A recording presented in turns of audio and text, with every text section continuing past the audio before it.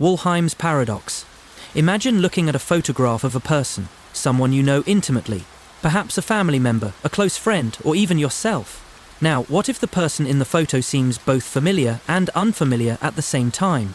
This is at the core of Woolheim's paradox, a philosophical puzzle about self-identity, memory, and perception. The paradox suggests that we may experience a form of disconnection between our sense of self and our perceptions or memories of who we are. How can we see ourselves or others, yet experience them as if they are both the same and other? This paradox addresses the disconnect between our perception of identity and the fluidity of our memories, leading to the question, how do we understand our true selves if our perception of ourselves can shift over time? Woolheim's paradox challenges our understanding of identity and how our minds and memories shape the way we perceive both ourselves and the world around us. Let's explore the paradox that speaks to the complexity of self-awareness and the mystery of personal identity. Woolheim's paradox was introduced by the philosopher Richard Woolheim in the 1960s as part of his exploration into the nature of self-awareness and personal identity. Woolheim, a British philosopher, was particularly interested in how humans perceive their sense of self and how memory and perception intertwine with identity. His paradox stemmed from examining the disconnect that individuals sometimes experience when confronted with their own memories, images, or reflections of themselves. Woolheim's central claim was that we often find ourselves in a position where we are certain that we are the same person who lived through certain events, but simultaneously have a feeling of estrangement from that very self. This psychological dissonance arises from the fact that while we perceive ourselves in the present, our memory and mental image of ourselves can disconnect from the actual lived experience. The paradox asks how this discrepancy in perception and memory affects our self-identity, and whether we can ever truly grasp the full nature of who we are, given how much of it is constructed through the filter of subjective experience and historical perception. Woolheim's ideas are often explored in discussions about philosophy of mind, particularly with respect to memory, consciousness, and the illusion of selfhood. The paradox has implications for both psychology and philosophy, raising questions about whether memory can truly be trusted as a reliable source of personal identity, and whether we can ever truly understand the true nature of selfhood. Woolheim's paradox is a reflection of the complexity of self-identity, where an individual's experience of memory, perception, and self-awareness may not always align with the reality of who they are. It reveals the subjective nature of identity and the fluidity of self-awareness, which often leads to feelings of disconnection from one's past experiences. The paradox invites an exploration of the philosophical nature of identity, what it means to be the same person over time, and how memory and perception play crucial roles in this process. 1. The nature of self-identity and perception. A. Perception of the self. Perception is one of the central elements of the Woolheim paradox. Human beings are constantly engaging with their sense of self through various forms of perception. For example, we interact with the physical appearance of our bodies in the mirror, we reflect on our memories, and we evaluate our behavior through the lens of self-reflection. This interaction creates a continuous stream of self-reflection, allowing us to connect with our identity over time. However, perception is inherently subjective and can often fail to capture the continuity of our identity. We might look in the mirror and see a familiar face, but there is a dissonance between the image of ourselves we see and the experiences we associate with our identity. In this way, perception may offer us a distorted view of who we are, reinforcing the paradoxical nature of self-identity. B. Memory and the construction of identity. Memory is another key component of the Woolheim paradox. Memory helps us maintain a sense of continuity in our identity, allowing us to recall past experiences and link them to our present sense of self. We often define ourselves based on our memories, who we were in the past, the events that shaped us, and the people we encountered. In essence, memory allows us to organize our sense of identity across time, making us believe that we are the same person who lived through those experiences. However, memory is far from perfect. It is highly selective and subjective, often influenced by emotions, context, and current state of mind. We may remember certain events vividly and others fuzzily. Sometimes memories become distorted or lost, and when we try to recall them, the image of the past changes or evaporates. This leads to the feeling that we are connected to a self that is at times foreign or unfamiliar, creating a sense of estrangement from the person we once were. The disconnect between memories and present self-perception is central to Woolheim's paradox. We are often confronted with the question, who am I? If our memories are unreliable or subject to change, can we truly know who we are? The paradox arises because while we feel like we are the same person over time, the perception and memory we have of ourselves may not align with the reality of who we truly are. 2. The psychological disconnection of identity. A. The feeling of estrangement. A major aspect of the Woolheim paradox is the feeling of estrangement that occurs when an individual becomes disconnected from their own identity. This disconnection may manifest in various ways. For example, a person may look at their past and feel like they are observing someone else's life, as if the memories and experiences belong to another person entirely. The more isolated an individual feels from their memories and past actions, the stronger the feeling of estrangement becomes. The paradox arises because this estrangement is often at odds with our belief in a coherent self, one that remains consistent over time. We identify with our past selves, even though we may feel disconnected from those earlier versions of ourselves. This creates an internal conflict between our conscious experience of who we are and our cognitive understanding of identity. B. Identity. And the other self. Another psychological aspect of the Woolheim paradox is the experience of viewing oneself as both familiar and other at the same time. This can happen when an individual looks at themselves in a photo or reflects on a particular moment in their life and feels as if the person they are seeing is both the same person and someone entirely different. The person in the photo may look like them, yet they do not recognize the person in the same way they recognize themselves in the present moment. The paradox lies in the dissonance between the visual image of the past and the current self-perception. This otherness can be disconcerting and may provoke deep philosophical questions about whether we can ever truly know or understand ourselves. If we can feel so distant from our own past identity, how can we be certain of who we are today or who we will be in the future? 3. The nature of self-awarenessness, Ace-away. Self-awareness and the illusion of continuity as self-awareness is at the heart of the Woolheim paradox, as it is our awareness of our identity that makes us feel connected to our past. However, this self-awarenessness is not a static process. It changes over time, shaped by new experiences, shifting perspectives, and evolving memories. As a result, our sense of selfhood can feel fluid and unstable.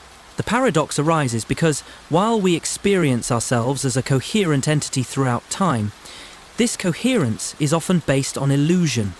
Our memories, perceptions, and self-conceptions may change, leading us to question whether we are truly the same person over time, or whether our identity is an ongoing process of reinvention. B. The search for the true self, the Woolheim paradox, brings us to the profound question, who are we, really? If our memories and perceptions are unreliable, if our identity is constantly shifting, can we ever know our true self? Are we merely a collection of fragmented memories and inconsistent perceptions? Or is there something deeper and more enduring within us that defines who we truly are, beyond the momentary disconnections we experience? Philosophers have long debated the nature of selfhood, whether it is rooted in continuity of consciousness, memory, or social relationships. The Woolheim paradox challenges us to think about selfhood as something more than a stable, unchanging essence, but rather as something that is dynamic and subject to constant flux. In this light, identity becomes not something fixed, but something continuously constructed and reconstructed. 4. Woolheim's paradox in everyday life. A. Everyday experiences of estrangement. The Woolheim paradox can be observed in everyday experiences, such as when we encounter old photographs, watch videos of ourselves, or revisit places from our past. These experiences can evoke a feeling of disconnection, as we are confronted with versions of ourselves that seem both familiar and distant. It's as if we are seeing a version of ourselves that no longer fully exists, creating a sense of alienation from our past. This paradox can also occur when we experience disjointed memories. A person may recall an event from their childhood, yet feel as though the childhood self in the memory is someone else. The memory might be so distant and altered that it no longer seems to belong to the person who remembers it. This disconnect can provoke existential reflection on the nature of identity, selfhood, and the passage of time. B. Implications for personal growth. The Woolheim paradox invites us to reconsider the notion of personal growth. If our sense of self is constantly shifting, how do we understand growth? Is growth about becoming a more coherent version of ourselves? Or is it about embracing the fluidity and uncertainty of identity? This paradox can be empowering, as it suggests that personal growth does not require fixed, unchanging self-conceptions, but rather the ability to adapt, transform, and redefine ourselves. Gender paradox. Imagine a world where gender equality is a widely accepted ideal, where everyone, regardless of their gender, is given equal access to opportunities and resources. Now consider this. Despite progress toward gender equality in many parts of the world, we still see striking disparities in representation, pay, and opportunity between men and women, particularly in certain fields and industries. This is the gender paradox, the tension between the ideal of gender equality and the persistent reality of gender disparities in practice. How can societies that advocate for equal rights still see systematic inequalities in the workplace, politics, and education? Why do women, despite achieving higher educational attainment in many countries, still face challenges in accessing leadership roles, receiving equal pay, and pursuing careers in traditionally male-dominated fields? The gender paradox challenges us to understand why gender equality, despite being a cornerstone of modern societies, remains elusive in practice. Let's dive into the gender paradox, where equality and disparity coexist, forcing us to examine the complex relationship between societal expectations, opportunities, and gender roles. The gender paradox emerges from the complex history of gender inequality and the evolving movements toward gender equality.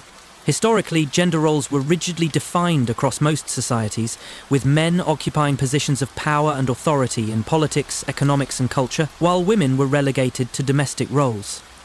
This social structure was reinforced by laws, cultural norms, and religious doctrines that placed significant restrictions on women's rights and freedoms. The women's rights movement of the 19th and 20th centuries began to challenge these restrictions, advocating for suffrage, education, and the right to work outside the home. In the mid-20th century, as feminist movements gained momentum, women's participation in higher education and the workforce grew. Despite these strides toward equality, women continued to face significant barriers in achieving full economic and political equality. By the late 20th and early 21st centuries, significant progress had been made in many countries. The gender gap in education and professional fields narrowed, and laws were enacted to promote equal pay and non-discrimination. However, the gender paradox remains. Even with these advancements, persistent disparities in gender representation and pay gaps continue to exist, particularly in leadership roles, STEM fields, and politics. This paradox has become a focal point of debates surrounding gender equality and the limits of legislative and societal change in achieving true equality. The gender paradox revolves around the contradiction between the ideal of gender equality and the reality of continued gender disparities in many aspects of life. While significant progress has been made toward equal rights, women, particularly in certain sectors, continue to face obstacles in achieving full equality with men. This paradox is not solely about unequal pay or underrepresentation, but also about the subtle structural barriers that continue to influence the way gender is understood and experienced in society. Understanding this paradox requires examining various cultural, economic, and psychological factors that perpetuate gender inequality, despite efforts toward equality. 1. The shift from gender roles to gender equality. A. The historical context of gender roles historically. Gender roles were strictly defined, with men and women having separate spheres of influence. Men were typically seen as the breadwinners, while women were expected to take care of the home and children. These gender roles were reinforced by social norms, laws, and cultural practices that restricted women's participation in public life and denied them access to education, property rights, and employment outside the home. These rigid roles began to shift in the 19th and 20th centuries as movements for women's suffrage, education, and workplace equality gained traction. Feminist movements of the 1960s and 1970s further challenged traditional gender norms, advocating for women's rights to equal opportunities, freedom of choice, and self-determination. B. Achieving legal gender equality. By the late 20th century, many countries had enacted laws to promote gender equality. Women gained the right to vote, work outside the home, and access higher education. Legal frameworks aimed at ensuring equal pay, non-discrimination in hiring, and workplace protections were put into place. The gender gap in education narrowed, and women began to enter professions that were traditionally male-dominated, such as law, medicine, and engineering. These legislative efforts were crucial in advancing gender equality on a legal and structural level. However, the paradox arose, as these legal advancements did not fully translate into societal change, particularly in economic and political spheres. Despite gaining the right to participate in many aspects of public and professional life, women continued to face obstacles in achieving full participation and leadership roles. 2. The persistent gender disparities. A. Gender pay gap. One of the most well-known and persistent disparities is the gender pay gap. Despite laws aimed at equal pay for equal work, women continue to earn on average less than men in almost every industry, with some estimates suggesting that women earn approximately 80 cents for every dollar a man earns. This gap cannot be explained solely by differences in job choice or educational attainment. Even when controlling for these factors, gender pay disparities persist, particularly in leadership roles and high-paying industries. Studies have shown that women are less likely to be promoted to executive positions or earn bonuses, even when they have the same qualifications and experience as their male counterparts. The gender paradox in this case is that, despite progress in achieving equal rights and educational opportunities, women are still economically disadvantaged relative to men. B. Underrepresentation in leadership roles. Another striking gender disparity is the underrepresentation of women in leadership roles across various sectors, including business, politics, and academia. Despite the fact that women now make up a larger proportion of college graduates and workforce participants, they remain significantly underrepresented in top executive positions, government offices, and academic leadership roles. The glass ceiling is a concept used to describe the invisible barriers that prevent women from rising to top leadership positions, even when they are equally qualified. This phenomenon is part of the gender paradox, as women's professional growth is stunted by unconscious bias, cultural expectations, and structural barriers that continue to exist in workplaces and organizations, despite gender equality laws and policies. See discrimination and bias.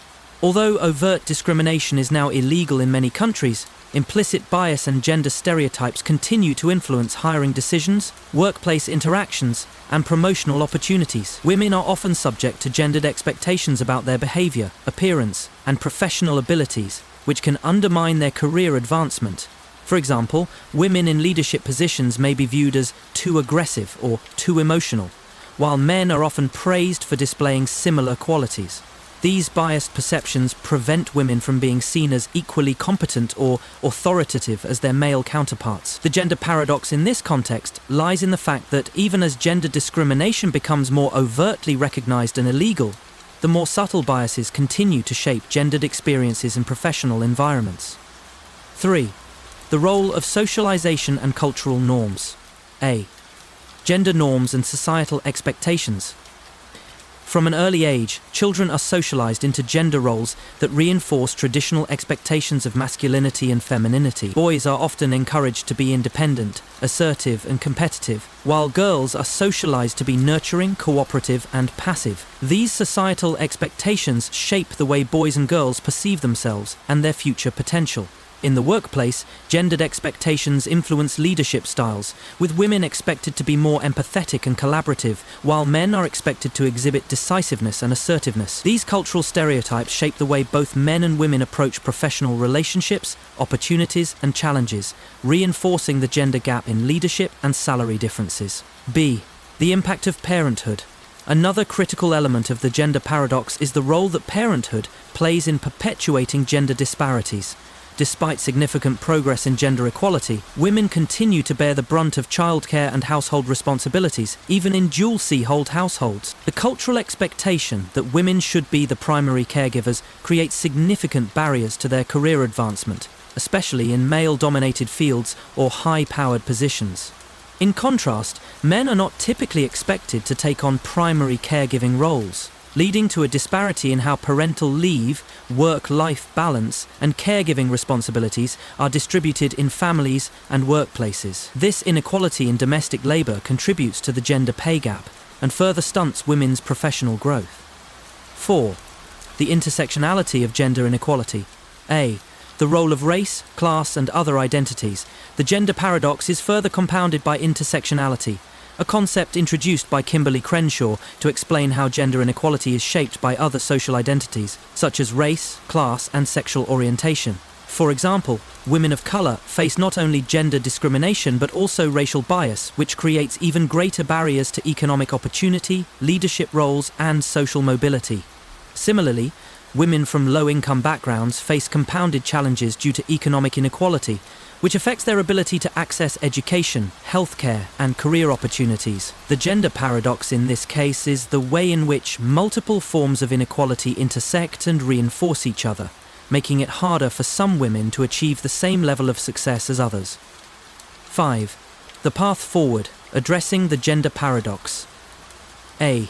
Changing cultural norms and expectations. To resolve the gender paradox, societies must begin to rethink and reshape the cultural expectations surrounding gender roles. This involves encouraging both men and women to break free from the constraints of traditional gender norms, allowing them to pursue careers, leadership roles, and life choices that align with their individual strengths and interests, regardless of gender. B. Policy changes and gender equality initiatives. Government policies such as paid parental leave, equal pay regulations, and anti-discrimination laws must continue to be strengthened and enforced to close the gender gap in the workplace. Additionally, companies and organizations can adopt diversity and inclusion programs that encourage equal representation, mentorship, and leadership opportunities for women. C. Empowering women through education and networking. Investing in education and mentorship for women, particularly in STEM, fields and leadership roles, will help to address the representation gap. Women who are empowered with knowledge, skills, and networking opportunities are more likely to succeed in fields where they have historically been underrepresented. Gender equality paradox. Imagine a world where gender equality is a widely accepted ideal. In this world, everyone, regardless of their gender, is granted equal access to opportunities, resources, and rights. Now, consider this paradox. Despite advancements in gender equality in many societies, certain gender disparities persist, especially in areas like pay, leadership roles, and economic opportunities. How can this be? If gender equality is an established principle, why do we still see striking inequalities in various sectors? This is the gender equality paradox, the tension between the ideal of gender equality and the persistent reality of gender disparities. Despite tremendous strides toward closing the gender gap in many domains, certain structural and cultural barriers seem to keep women and men from achieving complete equality in the workplace, politics, and even in social dynamics. The paradox raises critical questions about the nature of equality, the complexity of societal change, and the forces that continue to perpetuate gender-based disparities. How do we reconcile progress with persistent inequality? Let's explore the gender equality paradox, where equality and disparity coexist, challenging our understanding of gender roles and social structures. The gender equality paradox has roots in sociological and political discussions around gender equality, which has gained prominence in the last century, particularly with the rise of feminist movements and civil rights campaigns.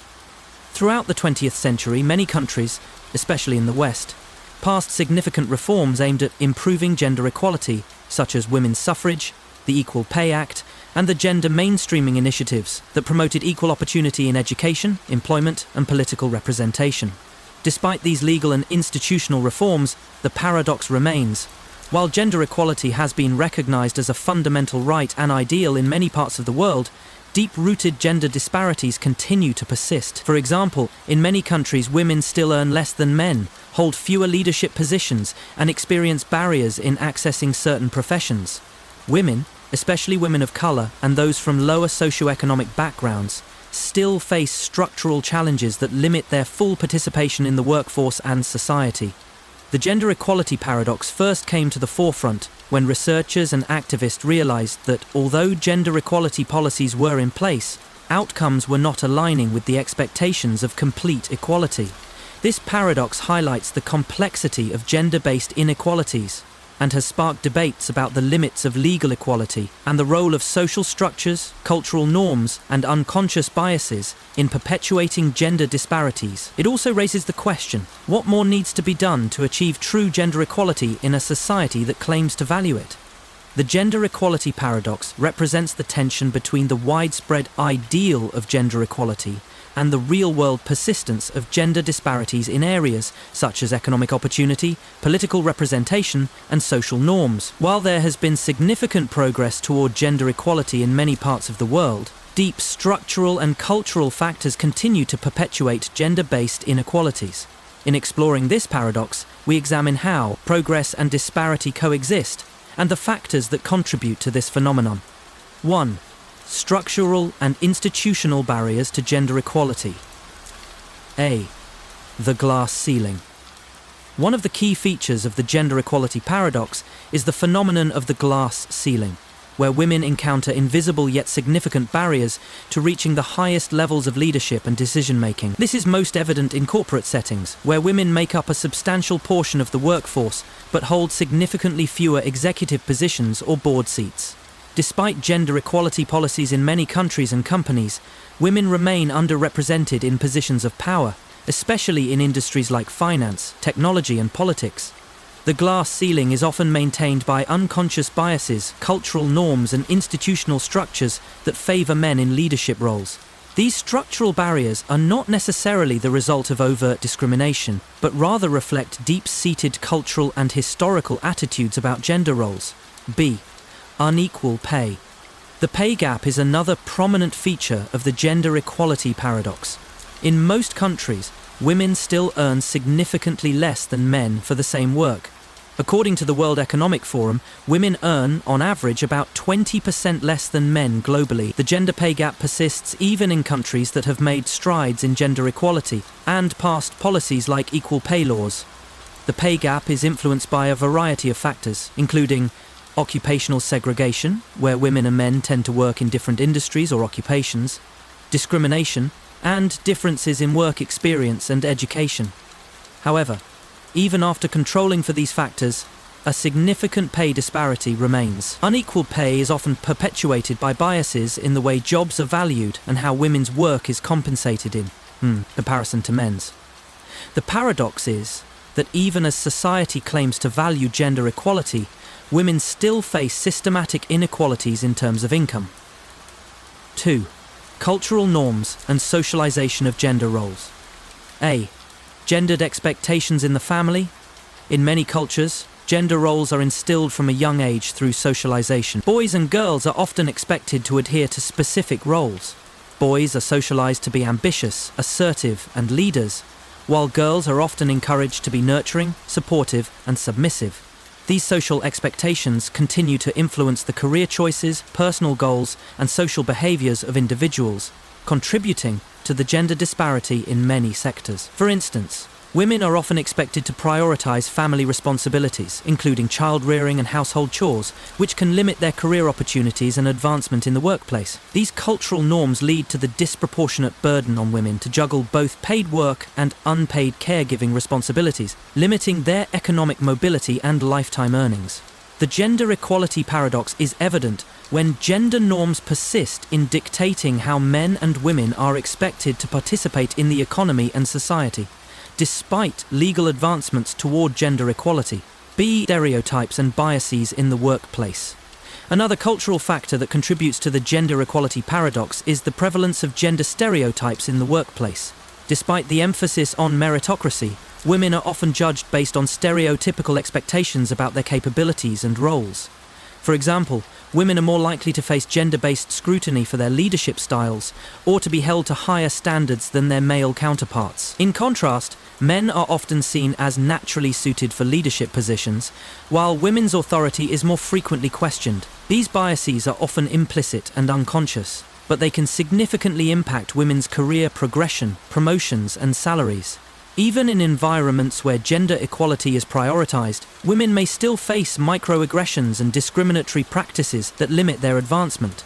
The gender equality paradox reflects how deep-rooted cultural beliefs continue to shape gender dynamics in the workplace, despite progress toward formal equality. 3. The intersectionality of gender inequality. A race, class, and gender disparities. The gender equality paradox is compounded by the concept of intersectionality, which refers to how different social identities such as race, class, sexual orientation, and disability status intersect to create complex layers of inequality. Women who belong to marginalized racial or ethnic groups often face greater challenges in achieving equality due to the intersecting forms of discrimination they experience. For example, Black women, Latina women, and Indigenous women often face compounded barriers in the workplace, such as racial and gender-based discrimination, which may prevent them from accessing the same opportunities or resources as white women or men. Similarly, women from low-income backgrounds face compounded challenges due to economic inequality, which affects their ability to access education, healthcare, and career opportunities. The gender equality paradox is particularly pronounced when considering these intersectional inequalities that affect marginalized groups. B. Gender-based violence and social inequality. In addition to workplace and economic disparities, women continue to face high rates of gender-based violence, including domestic violence, sexual harassment, and human trafficking. These forms of violence are often deeply rooted in societal and cultural attitudes toward women's rights, autonomy, and roles in society. Despite legal frameworks aimed at protecting women, violence remains a significant barrier to achieving gender equality. The gender equality paradox extends to the way societies simultaneously promote gender equality while allowing the perpetuation of gender-based violence and inequality. This paradox reflects the complexity of changing social norms and power dynamics in a way that fully empowers women and eliminates violence. 4. Policy and systemic approaches to achieving gender equality. A. Affirmative action and gender quotas. One of the ways to address the gender equality paradox is through affirmative action and gender quotas. These policies aim to ensure that women are represented in key sectors such as politics, business, and higher education. While gender quotas have led to increased representation of women in leadership roles, they are often controversial. Critics argue that quotas may lead to tokenism or lowered standards, while supporters believe they are a necessary tool for overcoming institutionalized gender equality. These policies are often viewed as temporary measures to level the playing field, but their effectiveness in achieving true gender equality remains a subject of debate. The gender equality paradox arises from the tension between the need for positive discrimination to counteract historical disadvantages and the desire for gender equality to be achieved through meritocracy. B.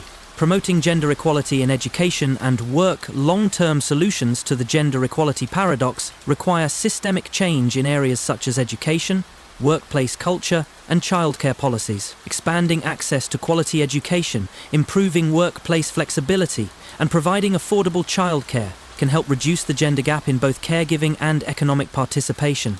Additionally, promoting gender-neutral policies in hiring, promotion, and pay structures can help eliminate biases and encourage equal opportunity for all genders. 5. Conclusion. The path toward true gender equality. Breaking down cultural norms. The gender equality paradox forces us to recognize that achieving true gender equality requires more than just policy changes and legal reforms. It necessitates a deep shift in cultural norms, social expectations, and institutional practices. True equality will only be achieved when gender roles are no longer prescribed by societal expectations, but are instead defined by individual ability and choice. B. Addressing intersectionality. To resolve the gender equality paradox, it is crucial to consider intersectionality in our efforts to create equitable opportunities for all women, regardless of their race, class, or background. A holistic approach that addresses multiple layers of inequality will be more effective in achieving long-term change. C. Embracing collective action. Finally, the gender equality paradox highlights the need for collective action to eliminate gender disparities. Men, women, and non-binary individuals alike must work together to create a society that values equality not as an ideal, but as a lived reality for all. Identical twins paradox. Imagine two identical twins who were born at the same time, sharing the same genetic makeup and living parallel lives. Now, imagine that one twin embarks on a journey to space, traveling at near light speed, while the other stays on Earth. Upon their reunion, something unexpected happens. The twin who traveled in space is younger than the one who stayed on Earth. This is the identical twins paradox, a mind-bending result of special relativity proposed by Albert Einstein. The paradox seems counterintuitive. How can time pass differently for two identical individuals simply because one traveled at a faster speed than the other? The identical twins paradox challenges our understanding of time and space, illustrating the strange effects of traveling at relativistic speeds. How can time not be the same for two twins, both with identical lifespans, when they started their journey together? This paradox forces us to confront the fluidity of time and how our conventional understanding of simultaneity breaks down in the face of relativity. Let's explore the identical twins paradox, where time bends, relativity rules, and the boundaries of our reality are tested. The identical twins paradox is an application of the theory of special relativity, formulated by Albert Einstein in 1905. Special relativity introduced the radical concept that the speed of light is constant for all observers, regardless of their relative motion. This led to the realization that time and space are not absolute. Rather, they are relative to the observer's motion. The paradox itself is a thought experiment used to illustrate one of the counterintuitive consequences of special relativity: time dilation. Time dilation occurs when an object moves at relativistic speeds, close to the speed of light. According to relativity, as an object approaches the speed of light, time for that object slows down relative to a stationary observer. This effect is not noticeable at everyday speeds, but becomes significant at speeds near the speed of light. The identical twins paradox specifically involves two twins, often referred to as Alice and Bob. Bob travels into space at near light speed, while Alice remains on Earth. Upon Bob's return, he finds that Alice has aged significantly more than he has, despite them both starting out as identical twins. This result is a direct consequence of the time dilation predicted by special relativity. The paradox sparked widespread interest and debate about the nature of time, motion, and reality itself. While initially difficult to accept, time dilation has since been confirmed through experimental evidence, such as the precise measurement of time differences in atomic clocks traveling on airplanes and satellites, proving that the identical twins paradox is indeed a real and measurable phenomenon. The identical twins paradox is a fundamental concept in special relativity, showcasing the unexpected effects of time dilation. According to Einstein's theory, time is not a fixed constant, but rather is relative to the observer's motion. This means that two identical individuals traveling at different speeds will experience time differently. The paradox demonstrates this difference through the imagined journey of two twins, one of whom remains stationary while the other travels at relativistic speeds. 1.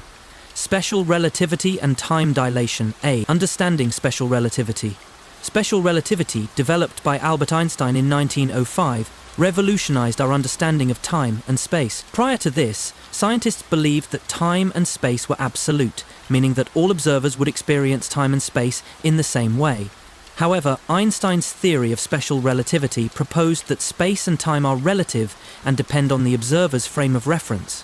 One of the key results of special relativity is time dilation, which states that time moves at different rates for observers who are moving relative to each other. The faster an object moves, the slower time passes for it relative to a stationary observer. This effect is most noticeable when an object is moving at speeds approaching the speed of light. B. Time dilation. Explained mathematically using the following equation from special relativity: dt equals dt1 minus v2 c2 d2 equals 1 minus c2 v2 d, where dt is the time elapsed for the moving observer. d2 d2 d2, where d2 d2 d2 d2 d2 d2 d2. dt is the time elapsed for the stationary observer. vv is the speed of the moving object. cc is the speed of light. As the object's speed vv approaches the speed of light cc, the denominator in the equation becomes smaller, and time for the moving object slows down relative to the stationary observer. In the identical twins paradox, Bob, who travels at relativistic speeds, experiences a slower passage of time compared to Alice, who remains stationary on Earth. 2. The thought experiment, Alice and Bob A. Setting up the paradox. In the identical twins paradox, we have two identical twins, Alice and Bob. They start at the same place and experience the same passage of time. However, Bob embarks on a journey into space, travelling at near light speed, while Alice stays behind on Earth. After many years, Bob returns to Earth, and the twins meet again. According to special relativity, Bob, who was travelling at relativistic speeds, will have aged much less than Alice. While Alice might have aged several decades, Bob may have only aged a few years, depending on the speed of his journey. This outcome is a direct consequence of time dilation. Bob's high speed causes his internal clock to tick more slowly compared to Alice's. Thus, while both twins start as identical individuals, they no longer share the same age when they meet again. The paradox lies in the fact that time, which we normally think of as a constant, has passed at different rates for the two twins due to their different speeds. B. The symmetry of the situation at first glance, the paradox may seem confusing because it appears to violate the principle of symmetry. If Bob is moving at high speed, why doesn't Alice's clock also slow down in the same way? According to special relativity, the effect of time dilation only occurs for objects that are in motion relative to each other. The key is that Bob's journey into space is not symmetric with Alice's stationary position on Earth. In the case of Bob, he is the one who undergoes acceleration and changes his frame of reference, from being stationary to moving at high speeds, whereas Alice remains in the same frame of reference throughout the experiment. It is this acceleration and change in reference frame that causes Bob's time to dilate, while Alice's time remains unaffected. 3. The experimental confirmation of time dilation. A. Real-world evidence of time dilation. Although the identical twins paradox may seem purely theoretical, the phenomenon of time dilation has been experimentally confirmed in various ways. One of the most famous experiments involved atomic clocks placed on fast-moving jets or satellites. These clocks were compared to stationary clocks on the ground, and the results showed that the clocks on the fast-moving planes and satellites measured less time than those on Earth. This experiment confirmed the predictions of special relativity, demonstrating that time passes more slowly for objects moving at high speeds. Another example involves muons, particles that decay at a known rate when stationary. When muons are moving at relativistic speeds, they live longer than when they are at rest, because time for the muons is dilated due to their high velocity. These experiments provide tangible evidence that the identical twins paradox is not just a theoretical construct, but a real phenomenon that can be observed in practice. B. The effect of everyday speeds. Although time dilation is significant only at speeds close to the speed of light, the effect exists at all speeds. However, at everyday speeds, such as walking, driving, or even flying, the effect of time dilation is extremely small and undetectable. It is only at speeds approaching the speed of light that the effects become noticeable. For instance, if you were traveling at 99% of the speed of light, time would pass for you at approximately half the rate it would for someone stationary on Earth. 4. Paradoxes and philosophical implications. A. The nature of time and simultaneity. The identical twins paradox raises deep philosophical questions about the nature of time and simultaneity.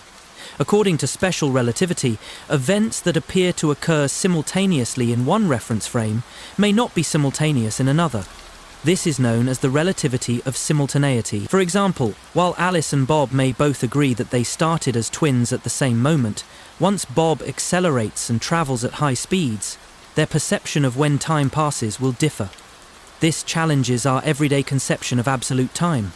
In our day-to-day lives, time feels like a universal constant that flows equally for all. The identical twins paradox illustrates that, at high speeds, this common-sense notion of time is no longer applicable, and time itself becomes relative to the observer's frame of reference. B. The impact on human perception.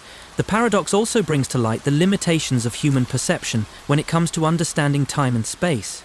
We experience time as a linear progression, but relativity shows that time is more fluid and malleable than we realize.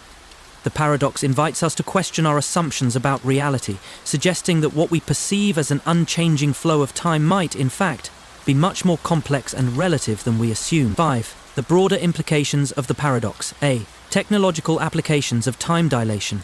The identical twins paradox has practical implications in the realm of technology and satellite communications. Satellites orbiting Earth at high speeds experience time dilation, and engineers must account for this effect when designing global positioning systems, GPS.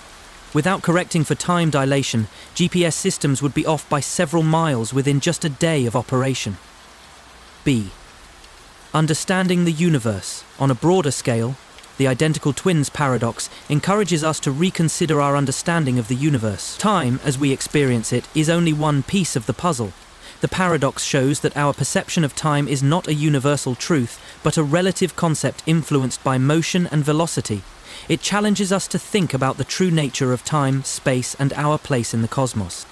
Ironic process theory. Imagine trying to avoid a specific thought or action. Perhaps you're telling yourself, "Don't think about a pink elephant." What happens next? The more you try to suppress this thought, the stronger it becomes, and soon, it's all you can think about. This is the essence of ironic process theory, a psychological phenomenon where the act of trying to suppress or control a thought, feeling, or behavior actually causes it to become stronger and more persistent. This paradoxical effect shows up in everyday life, from dieting, trying to avoid tempting foods, to performance anxiety, trying not to think about making a mistake. The harder we try to control our thoughts or actions, the more they seem to emerge in our consciousness, often with unintended and counterproductive results. Ironic process theory challenges our conventional understanding of how self-control works, revealing that, in many situations, the attempt to suppress something actually makes it more prominent in our minds and actions. Let's explore this fascinating paradox where suppression leads to reinforcement, offering a unique perspective on mind and behavioral control. Ironic process theory was proposed by social psychologist Daniel Wegner in 1994. Wegner's work emerged from his research on mental control and thought suppression, specifically how trying to control or suppress certain thoughts might lead to the exact opposite of the intended effect. Wegner's theory builds upon earlier work in cognitive psychology, which emphasized the importance of cognitive control in maintaining mental focus and regulating behavior. The theory was first articulated through Wegner's famous experiment involving thought suppression. In the experiment, participants were instructed not to think about a white bear, a specific thought they were explicitly told to avoid. What Wegner found was that trying to suppress this thought led to its rebound. The more participants tried to control the thought, the more frequently it appeared in their consciousness. The theory challenges traditional views of mental control by demonstrating that our cognitive processes often behave in an ironic and counterproductive way when we actively attempt to suppress or avoid them. Wegner's research also ties into broader discussions of self-regulation, anxiety, and performance, offering insights into how suppression and control can backfire in various aspects of life, including mental health, behavioral habits, and decision-making. Since its introduction, ironic process theory has sparked debate in the fields of psychology, cognitive science, and neuroscience. It has also had significant implications for understanding behaviors related to obsessive-compulsive disorder, OCD, addiction, and performance anxiety, where the struggle to suppress thoughts or actions often leads to their intensification. Ironic process theory posits that attempts to control or suppress certain thoughts, emotions, or behaviors often have the paradoxical effect of intensifying them. The more we consciously try to avoid thinking about something, the more likely we are to experience intrusive thoughts or engage in the very behaviors we're trying to suppress. This effect is particularly noticeable in situations of performance anxiety, dieting, emotional suppression, and habit formation. The theory provides insight into why, despite our best efforts at self-control, we often find ourselves thinking about or doing exactly what we're trying to avoid. 1. The mechanisms behind ironic process theory. A. Conscious and unconscious monitoring systems. At the core of ironic process theory is the concept of a dual process system in the brain, involving both conscious control and unconscious monitoring. When we attempt to suppress a thought or feeling, we engage two cognitive systems. Conscious control. This system actively tries to push away the unwanted thought or behavior, focusing attention on alternatives to what we wish to avoid. Unconscious monitoring. At the same time, an unconscious monitoring system works in the background, checking to see if the forbidden thought or behavior is emerging. The role of this monitoring system is to detect the presence of the thought or action and alert the conscious mind if it appears. The ironic effect occurs because the unconscious monitoring system is constantly searching for the unwanted thought or feeling, and by doing so it inadvertently brings it to the forefront of consciousness. This process is automatic and outside our conscious control, meaning that the harder we try to suppress something, the more frequently it surfaces in our mind. The monitoring system's task of keeping track of the suppressed thought increases its prominence. B. The rebound effect. Wegner's original research demonstrated the rebound effect, the tendency for suppressed thoughts to come back stronger after an initial suppression attempt. This is particularly apparent when trying to avoid intrusive thoughts, such as worries, anxieties, or cravings. The more we try to suppress these thoughts, the more likely they are to resurface, often with more intensity and frequency than before. This rebound effect can also apply to emotions. For instance, trying to suppress sadness or anger can lead to an increase in emotional intensity. The rebound effect is especially notable in conditions like post-traumatic stress disorder, PTSD, where attempts to suppress painful memories or traumatic events often result in flashbacks or intrusive recollections. C. The paradox of control. The key paradox of ironic process theory is that the attempt to control a thought or behavior can actually backfire, reinforcing the very thing one is trying to avoid. This happens because the act of suppression requires focus and energy, which inadvertently keeps the suppressed thought or action active in the mind. For example, when individuals try to stop thinking about a negative past experience, the effort to avoid those thoughts may make them persist longer. In essence, the suppression makes the thought more accessible and prominent, as the mind continues to search for it, even while attempting to avoid it. 2. Applications of ironic process theory in real life. A. Dieting and weight loss.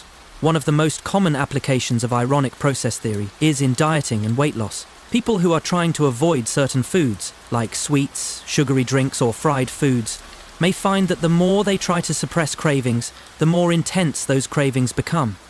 This is especially true for individuals on restrictive diets, who focus intensely on avoiding certain foods. The psychological effort to resist a temptation only increases its appeal, leading to binge eating or giving in to the very foods they are trying to avoid. For example, a person on a diet who constantly tells themselves, "Don't eat chocolate," will likely experience heightened cravings for chocolate, and these cravings will become more difficult to resist. The act of trying to suppress the desire to eat chocolate brings the thought of chocolate into the forefront of the mind, making it harder to control. B. Performance anxiety. In situations of performance anxiety, such as before giving a speech or performing in front of an audience, the more an individual tries to control their nervousness or avoid making mistakes, the more likely they are to feel anxious. This is a classic example of ironic process theory. The harder the individual tries to suppress nervous thoughts or avoid negative outcomes, the more likely those thoughts will intrude. Wegner's research found that the thought suppression of anxiety often leads to increased anxiety. By focusing on trying not to feel anxious, the person ends up feeling more nervous, and this worsens performance. This creates a feedback loop where the pressure to suppress emotions leads to worsened performance and increased anxiety. Obsessive-compulsive disorder, OCD. OCD is a psychological condition that frequently involves the compulsive need to perform rituals to prevent certain thoughts or situations. The more they experience the rebound effect, in OCD, this can manifest as obsessive thoughts about contamination, harm, or perfectionism, leading to compulsive actions like washing hands repeatedly or checking things over and over. The ironic process theory helps explain why thought suppression is not effective for OCD sufferers. Attempts to stop the obsessive thoughts only make them more intense and persistent. Cognitive behavioral therapy for OCD often focuses on exposure and response prevention, teaching patients to tolerate their intrusive thoughts rather than trying to suppress them. 3. Practical strategies for overcoming ironic process theory. A. Mindfulness and acceptance. One of the most effective strategies for managing the effects of ironic process theory is mindfulness. Mindfulness encourages individuals to acknowledge and accept their thoughts without judgment, rather than trying to suppress or avoid them. By learning to observe thoughts as they come and go, individuals can prevent the paradoxical rebound effect and avoid giving excessive attention to unwanted thoughts. Mindfulness-based interventions, such as mindfulness-based stress reduction, MBSR, and mindfulness-based cognitive therapy, MBCT, have shown significant success in reducing the impact of thought suppression and improving emotional regulation.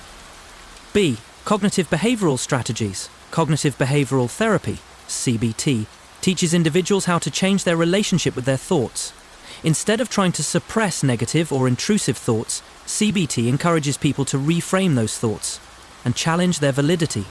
By accepting that thoughts do not necessarily have to control behavior, individuals can reduce their emotional intensity and decrease the effort spent suppressing them. See, thought substitution and distraction.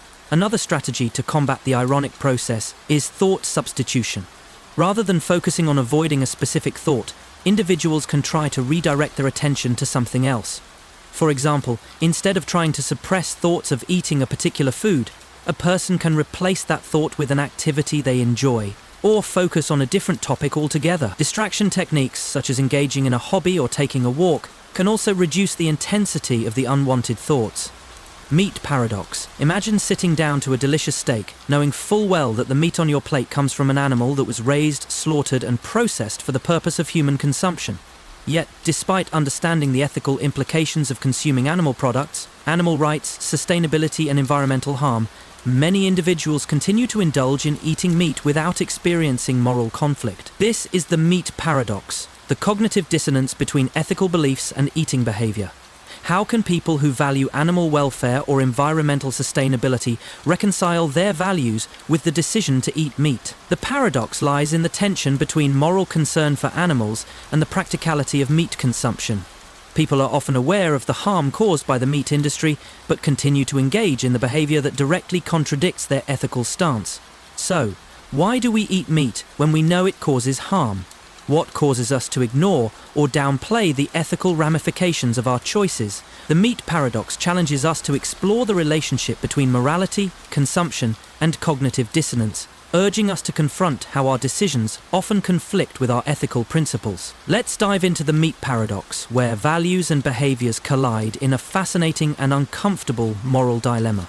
The meat paradox is a modern dilemma that sits at the intersection of ethics, psychology, and consumer behavior. It stems from the cognitive dissonance theory introduced by psychologist Leon Festinger in 1957, which suggests that individuals experience psychological discomfort when their beliefs or values conflict with their actions. In the case of meat consumption, this discomfort arises when people who care about animal welfare or environmental sustainability continue to eat meat, despite knowing that their choices contribute to the suffering of animals and environmental degradation.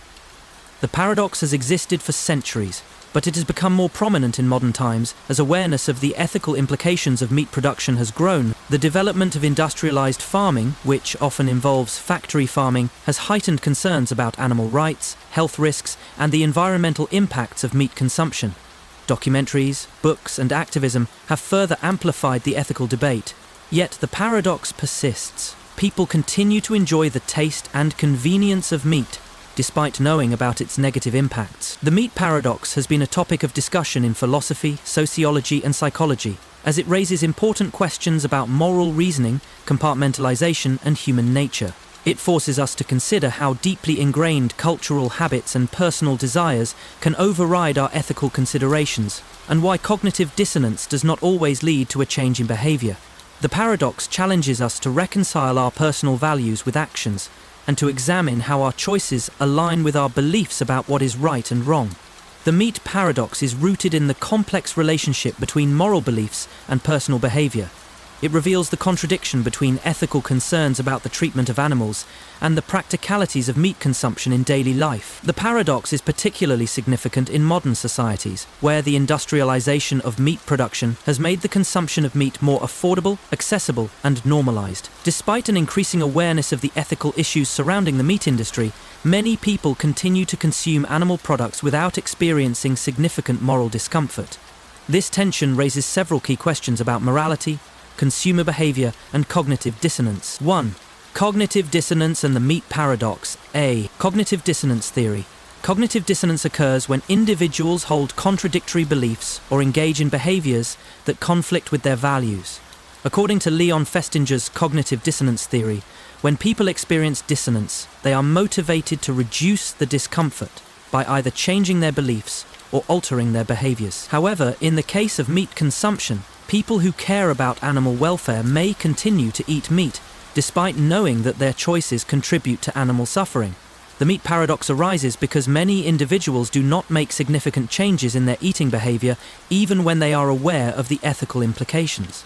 Rather than changing their diets, People often rationalize or ignore the ethical issues in order to reduce dissonance. This rationalization can take many forms, such as justifying meat consumption by thinking that animals are raised for food or humans have always eaten meat.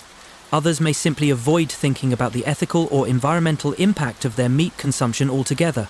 This type of cognitive dissonance is a classic example of how people can compartmentalize their values and behaviors in order to maintain a sense of comfort and avoid the emotional discomfort that comes with facing contradictions between their beliefs and actions. B. Strategies to resolve cognitive dissonance. There are several strategies that people use to resolve cognitive dissonance related to meat consumption. Moral disengagement. One strategy is moral disengagement, where individuals justify their actions by minimizing the perceived harm caused by their behavior. For example, a person might tell themselves that factory farming is bad, but the meat they consume comes from free-range animals or is labeled as ethically sourced. This allows them to distance themselves from the ethical implications of the broader meat industry while still consuming animal products. Justification through cultural norms. Another way to resolve the paradox is by justifying meat consumption based on cultural or societal norms. In many cultures, eating meat is not only normalized, but is also an integral part of socialization, holidays, and tradition. People may feel that eating meat is simply a part of life and that everyone else does it, thus reducing the cognitive dissonance associated with their personal choices. Avoidance of ethical thinking. Some individuals may simply avoid thinking about the ethical issues altogether. They may not actively consider the treatment of animals in the meat industry, the environmental consequences of meat production, or the potential health risks.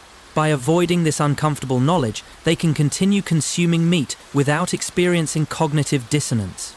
2. The role of culture and social norms in the meat paradox. A. Cultural practices and meat consumption. The consumption of meat is deeply embedded in cultural traditions, making it difficult for people to view meat as anything other than a normal and essential part of their diet. In many cultures, meat is associated with celebration, prestige, and social gatherings. For instance, barbecues in the United States, roast dinners in the United Kingdom, and feasts in many other cultures often revolve around the consumption of meat. These rituals reinforce the idea that eating meat is natural and socially acceptable. In many cases, meat consumption is gendered as well, with men often encouraged to eat more meat than women, further cementing the role of meat in cultural identity and social norms. As a result, even when people become aware of the ethical implications of eating meat, these deep cultural associations make it difficult for them to change their behavior. B. Social pressure and meat consumption. There is also significant social pressure to conform to meat-eating habits. Social norms play a major role in shaping eating behaviors, and individuals may feel compelled to eat meat in order to fit in or avoid social exclusion. For example, in many cultures, people may be expected to eat meat at social gatherings, and refusing to do so can be seen as unusual or even disrespectful. The pressure to conform to social norms can exacerbate the meat paradox by reinforcing the idea that eating meat is normal and acceptable, even when individuals may have personal reservations about the ethics of the practice. 3. Ethical vegetarianism and veganism as alternatives. A. Ethical vegetarianism and veganism. One way individuals resolve the meat paradox is by transitioning to vegetarianism or veganism. Many people choose to give up meat for ethical reasons, aligning their behavior with their belief that animals should not suffer for human consumption. For these individuals, the ethical imperative to avoid harming animals outweighs the desire to eat meat. Veganism has become increasingly popular in recent years, with many people choosing to adopt a plant-based diet due to concerns about animal cruelty, environmental degradation, and health. Ethical vegetarians and vegans often experience a sense of moral consistency and relief as their actions align with their ethical beliefs, reducing cognitive dissonance. B. Challenges to adopting vegetarianism or veganism.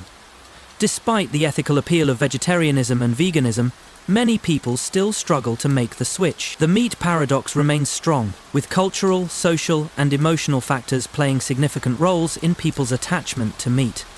Some individuals may feel that vegetarianism or veganism is too difficult to maintain, while others may face challenges related to availability or social acceptability.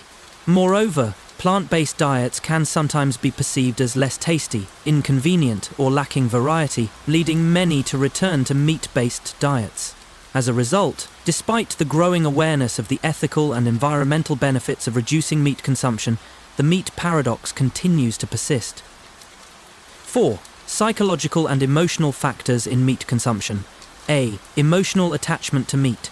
One key psychological factor contributing to the meat paradox is the emotional attachment many individuals have to the taste, texture, and cultural significance of meat. For many people, meat consumption is tied to comfort, pleasure, and memories of family meals and social events. These emotional connections can make it difficult to view meat consumption objectively or as a source of ethical conflict.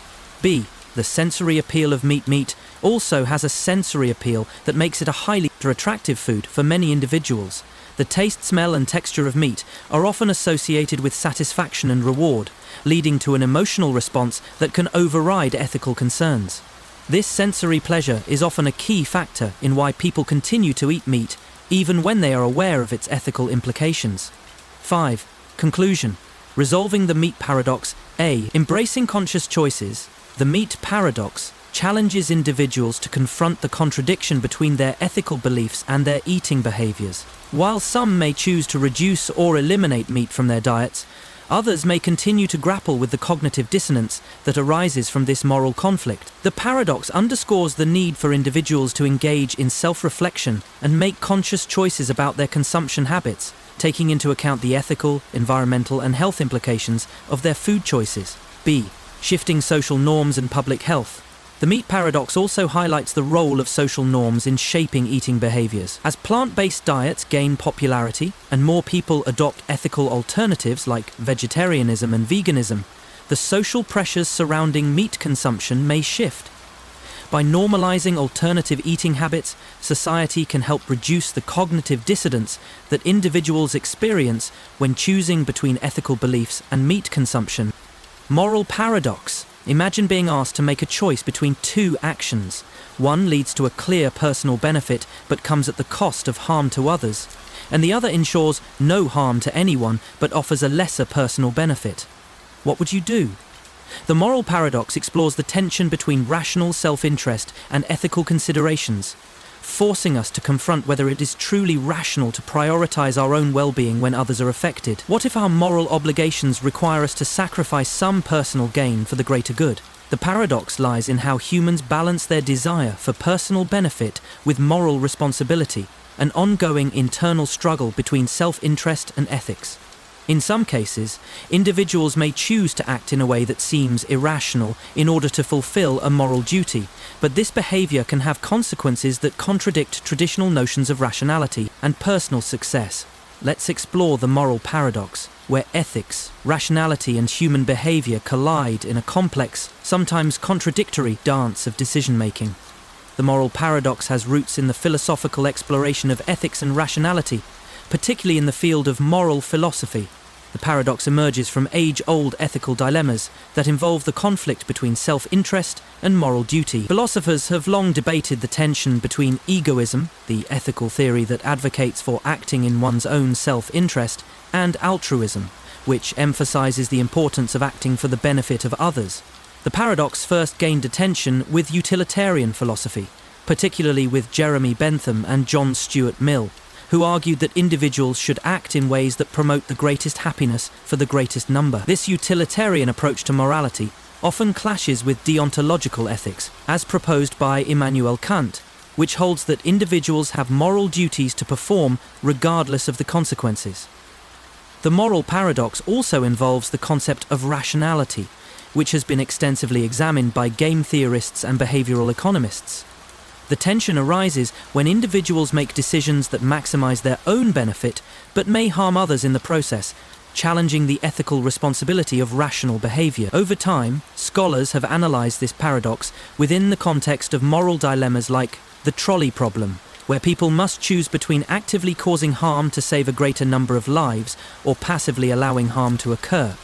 The paradox remains relevant in discussions about moral responsibility, free will, and the costs of ethical behavior. raising fundamental questions about how we should act in situations where rational choices conflict with moral obligation. The moral paradox explores the tension between rationality and ethics, the conflict that arises when individuals are faced with decisions that involve personal gain at the expense of others. At its core, the paradox examines how humans navigate the moral responsibility of choosing between self-interest and the ethical imperative to act for the greater good. 1. The dichotomy of self-interest and moral duty. A.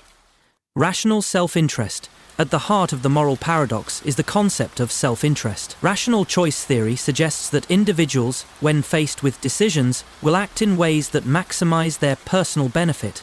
The idea of self-interest is grounded in the assumption that people are rational agents, motivated by the pursuit of pleasure and the avoidance of pain. Economic models of behavior often assume that individuals will act in ways that serve their own interests, making choices that yield the highest reward with the least cost. For example, if given a choice between spending money on a personal luxury, like a new car, or donating it to charity, the rational choice, according to self-interest, would be to spend the money on the luxury, as it directly benefits the individual. This is in line with the egoist view in moral philosophy, where the primary ethical goal is to maximize personal happiness or utility. B. Moral duty. In contrast to self-interest, moral duties are the ethical obligations that individuals have toward others. Deontological ethics, championed by philosophers like Kant, asserts that actions are morally right or wrong based on their inherent nature and whether they respect certain moral rules or duties. According to Kant, individuals are bound by an imperative to act in a morally responsible way, regardless of the consequences. This means that one must treat others as ends in themselves, not merely as a means to an end. For example, when faced with the choice between a personal gain and a moral obligation, a deontologist would argue that one has a duty to act in a way that respects moral principles, even if it comes at a personal cost. In this case, donating the money to charity would be a moral duty, because it helps those in need, regardless of the personal benefit the individual might have gained from spending the money on themselves. The moral paradox arises when self-interest and moral duty conflict, forcing individuals to make decisions where one option may be personally rewarding but morally wrong, and the other may be morally right but personally disadvantageous. 2. Ethical dilemmas and the paradox of choice. A. The trolley problem.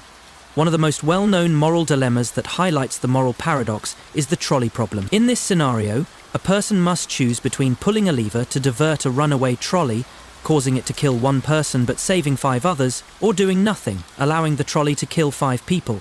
From a utilitarian perspective, the rational choice would be to pull the lever, sacrificing 1 life to save 5. This maximizes overall well-being and adheres to the principle of greatest happiness.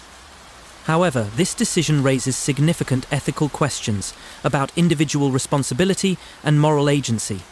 Some argue that it is wrong to actively cause harm to one person, even if it benefits others. This reflects the conflict between utilitarian ethics and deontological ethics, where the act of causing harm is considered morally unacceptable, regardless of the number of lives saved.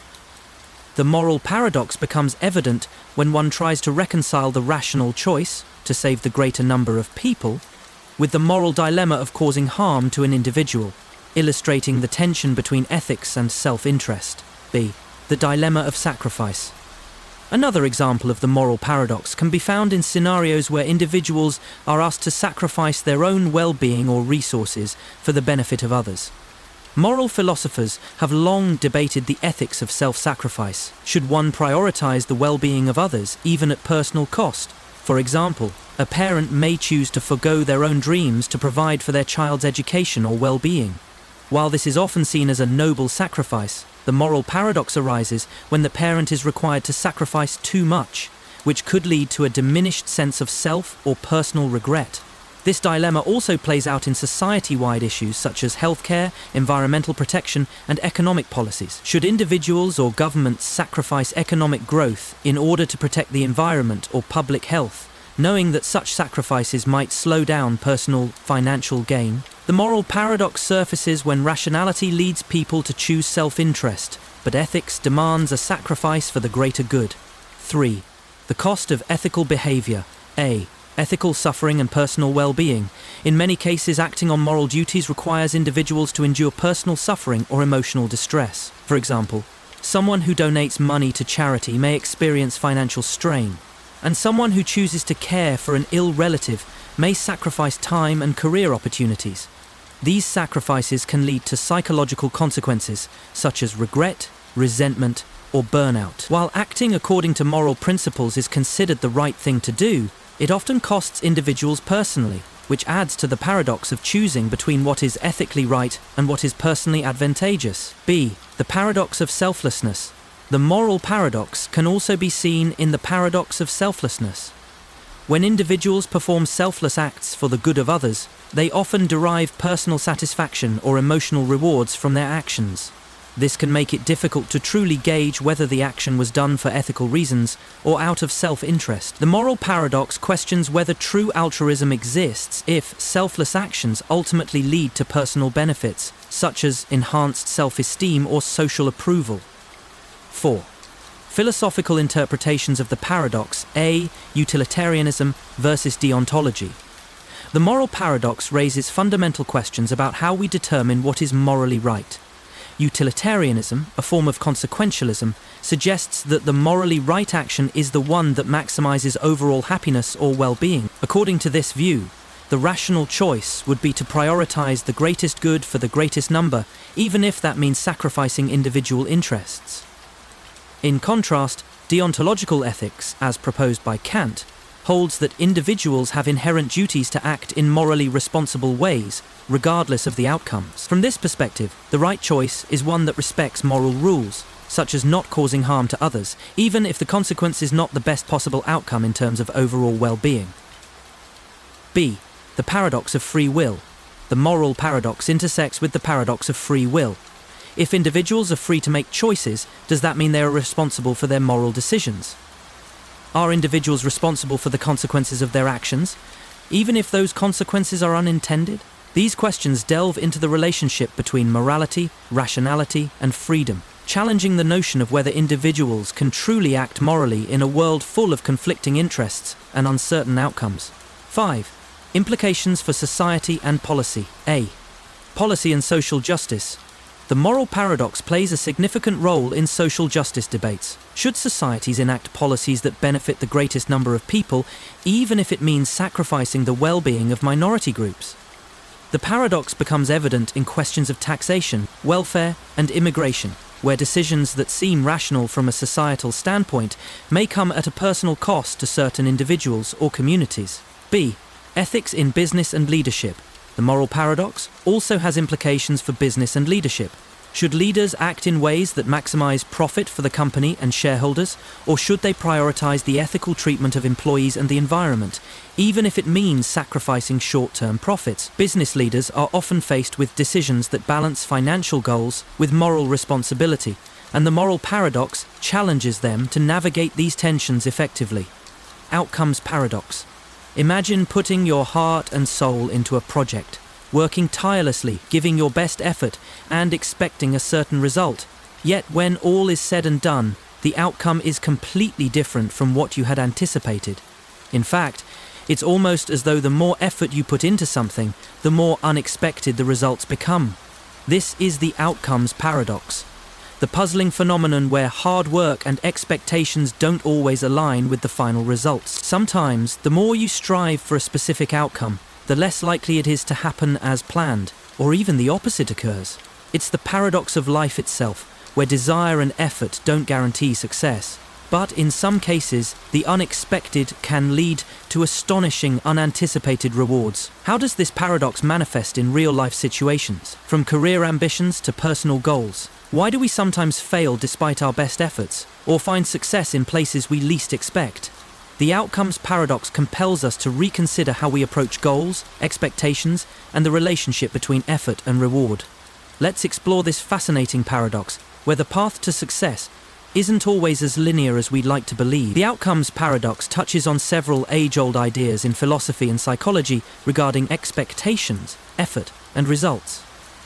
It shares similarities with what philosophers call the paradox of effort, or the paradox of intention, which explores the relationship between how focused intention and desire can sometimes be at odds with the final outcome. This paradox is especially prevalent in areas such as career success, creative work, and personal development, where individuals often find themselves struggling to align their goals and desired outcomes with the reality they experience. The paradox also ties into the psychological concept of learned helplessness, which suggests that individuals who experience repeated failure, despite significant effort, may come to feel powerless and disengaged from their goals. This is often seen in entrepreneurship and creative pursuits, where success may not come from hard work alone, but from a combination of timing, luck, and external circumstances. In the modern era, the outcomes paradox has become a point of reflection for individuals navigating the pressures of achievement-oriented cultures, particularly in fields like business, sports, and technology. It also highlights how expectations, whether internal or external, don't always match the unpredictable nature of success and failure. Despite this, many find that the paradox isn't about failing, but about embracing uncertainty and finding fulfillment in the process rather than the result. The outcomes paradox arises from the tension between our expectations of success and the unpredictable nature of real-world outcomes. It challenges the assumption that hard work and focused effort will inevitably lead to success. In fact, sometimes the opposite happens. The more we strive for a specific outcome, the more likely we are to encounter unexpected results, often unrelated to the effort we put in. The paradox can manifest in many aspects of life, from personal ambition to creative endeavors, and its underlying message is that the relationship between effort and results is far more complex than we often assume. 1. The role of expectations in the outcomes paradox. A. The power of desire and ambition. At the core of the outcomes paradox lies the power of expectations. When individuals set out to achieve a goal, whether it's in business, personal development, or creative endeavors, they often have high expectations of success. The desire to succeed is a key motivator and a driving force behind effort and determination.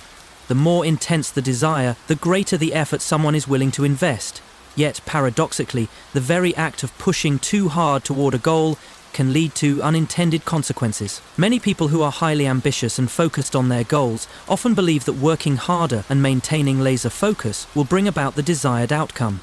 However, this intense focus can sometimes result in overcompensating, which can create stress, burnout, and mistakes that make success less likely. The paradox arises when, despite all the focus and hard work, the outcome does not match expectations, or even seems to work against the individual's efforts. B. The fallacy of the guaranteed outcome. The outcomes paradox also emphasizes the fallacy of the guaranteed outcome. In many areas of life, we are conditioned to believe that if we do everything right, the outcome should align perfectly with our expectations. Business leaders, for instance, often promote the idea that dedication, persistence, and work ethic are the keys to success, leaving little room for chance or external factors. However, the paradox is that success is not always a linear progression of effort and achievement. Sometimes, the most successful people have also experienced a great deal of failure, rejection, and unexpected setbacks, which do not align with the idea that consistent effort leads directly to success. Famous figures like Steve Jobs, J.K. Rowling, and Thomas Edison all faced numerous failures before finding success. The paradox is that failure often becomes part of the process, while effort alone cannot guarantee desired results. 2. The psychological dynamics behind the outcomes paradox. A. The role of cognitive dissonance and learned helplessness. When an individual invests significant effort toward a goal and fails to achieve the expected outcome, they can experience cognitive dissonance, the uncomfortable feeling that arises when one's expectations do not align with reality. This dissonance can lead to emotional distress and even disengagement from the goal. For some, this dissonance can lead to learned helplessness, where the individual believes that no matter how much effort they put in, the outcome will never be within their control. This can result in a loss of motivation, making the paradox even more pronounced. B. The impact of overexertion and stress. The paradox also plays out in the form of overexertion and stress. In modern achievement-oriented cultures, there is often an emphasis on working harder, longer, and with more intensity to achieve success. However, the more we push ourselves, the greater the risk of mental exhaustion and physical burnout. This can result in diminished cognitive function, impaired decision-making, and the likelihood of making mistakes that negatively affect the outcome. Ironically, research in psychology shows that relaxation and mindfulness can often lead to better outcomes, as they reduce stress and allow for more creative solutions. The paradox is that pushing too hard can often prevent us from achieving the very things we desire. 3. The role of chance, luck, and external factors. A. The unpredictability of external factors. The outcomes paradox is also influenced by chance and external factors that are beyond an individual's control. For example, the success of a startup depends not only on the hard work of its founders, but also on market conditions, timing, access to capital, and a variety of other unpredictable factors. While effort is crucial, the role of luck and external circumstances plays a significant role in determining the ultimate outcome. This paradox is particularly evident in industries like entertainment and technology, where the most successful companies or individuals may have benefited from fortunate timing or unexpected opportunities. While these individuals worked hard, the outcome of their efforts was partially shaped by factors beyond their control. B. The role of timing and serendipity. One of the key elements of the outcomes paradox is the role of timing. Many successful people and companies achieved their goals not just through hard work, but because they were in the right place at the right time. Serendipity, or the occurrence of events by chance in a happy or beneficial way, can be a powerful factor in success. For instance, the rise of social media platforms like Facebook and Instagram wasn't just the result of hard work, but also the result of timing. Being able to capture the social zeitgeist at the right moment. Those who missed the window for these platforms might have had great ideas and worked hard, but external timing factors played a major role. 4. The paradox in creativity and the arts. Effort versus inspiration in creative work. In creative fields like writing, music, and art, the outcomes paradox plays out in an especially dramatic way. Creators often spend long hours working toward a specific artistic vision, only to find that the best work comes when they least expect it. Many famous works of art or literature were created not through focused effort alone, but by inspiration, intuition, and playful exploration. This paradox is evident in the creative process, where overthinking and too much focus on achieving a perfect result can stifle innovation and creativity. The most groundbreaking pieces of art and music often come from a place of freedom rather than constraint, highlighting the unpredictable nature of creative outcomes. B. The role of external validation. In creative fields, success is often determined by external validation, awards, critical acclaim, and audience reception. However, even the most acclaimed artists and musicians often experience failure before their work is recognized. This reflects the paradox that effort alone doesn't always guarantee success, and the recognition of that success can come after years of rejection, failure, and frustration. 5. Managing the outcomes paradox. A. Embracing uncertainty and adaptability. The key to overcoming the outcomes paradox is learning to embrace uncertainty and adaptability. Rather than rigidly focusing on a single outcome, it's important to remain open to multiple possibilities and adjust your approach when things don't go as planned. Mindfulness and flexibility can help individuals manage the frustration of failed expectations and allow for a more resilient response to setbacks. B. Focusing on process over result. A shift in focus from the end result to the process can help mitigate the negative effects of the outcomes paradox. When we focus on enjoying the journey rather than fixating on the outcome, we open ourselves up to greater creativity, learning, and personal growth. This shift in perspective can alleviate the pressure of achieving a specific result and instead allow for unexpected successes to emerge from the process itself. Paradox of suspense. Imagine sitting on the edge of your seat, eagerly awaiting what will happen next in a movie or novel. You know that something dramatic is about to unfold. Perhaps a character will face a life-altering decision, or a thrilling chase scene will ensue. And yet, the tension, the suspense, is not just about what is going to happen. It's about waiting. The paradox of suspense asks, why do we enjoy being in suspense, even when we know that the resolution to the story is coming? Why do we allow ourselves to feel anxious or nervous, despite knowing that the outcome will eventually reveal itself? The paradox arises because, in most cases, suspense is built upon the very knowledge that something is going to happen, and yet, the waiting itself creates an intense emotional experience. Why do we feel pleasure from anxiety, uncertainty, and anticipation? And how does this paradox reflect deeper aspects of human psychology and narrative structure? Let's explore the paradox of suspense, where the emotions of waiting and knowing collide to create a unique narrative tension that keeps us hooked. The paradox of suspense has been a central element in storytelling for centuries, particularly in literature, film, and theatre. Suspense is a crucial component of many genres, from thrillers and horror films to mystery novels and detective stories. The term suspense itself comes from the Latin word suspendere, meaning to hang up or to be suspended, reflecting the sense of anticipation that builds when a story leaves its audience waiting for key events to unfold. Historically, suspense was first explored in narrative works like those of Edgar Allan Poe, whose stories, such as The Telltale Heart and The Fall of the House of Usher, intricately weave tension through the slow build-up of ominous events. Poe's techniques use timing and emotional manipulation to generate suspense, making the eventual resolution of the story even more impactful. In the 20th century, filmmakers like Alfred Hitchcock became synonymous with suspense in cinema. Hitchcock's famous techniques in films such as Rear Window and Psycho manipulate audience expectations, using visual cues and timing to maintain suspense while knowing that the ultimate resolution will come at some point. Hitchcock's exploration of the paradox of suspense revolves around the concept of dramatic irony, where the audience knows more than the characters in the story, heightening the tension as the story moves toward its climax. This paradox has become a significant field of study in psychology, narratology, and philosophy. It raises important questions about human emotion, the role of anticipation in our experience of art, and how we engage with stories. The paradox of suspense is a central feature of narrative art, providing a fascinating contradiction where anticipation, often considered a form of anxiety or unpleasant emotion, becomes an enjoyable experience.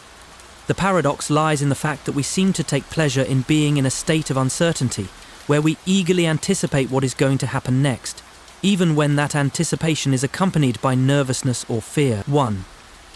The nature of suspense and the role of knowledge, dramatic irony, and audience knowledge. One of the core components of the paradox of suspense is dramatic irony, the tension created when the audience knows more than the characters in a story.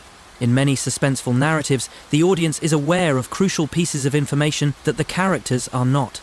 For example, in a horror film, the audience might know that the killer is hiding just outside the door, while the protagonist remains blissfully unaware. This asymmetry of knowledge creates a sense of tension and anxiety as the audience anticipates what will happen when the character eventually comes face to face with the looming danger.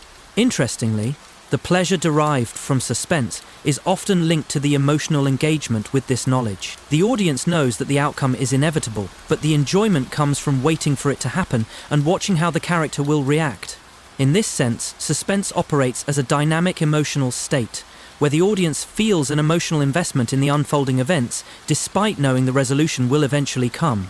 B. The pleasure of uncertainty. Even though the audience may know what is about to happen, the true pleasure of suspense often comes from uncertainty about the how and the when. Uncertainty plays a crucial role in generating anticipation. The audience is eager to see how the tension will be resolved and what the outcome will be, even if they know the broad strokes of the plot. The uncertainty of timing adds an additional layer of emotional engagement.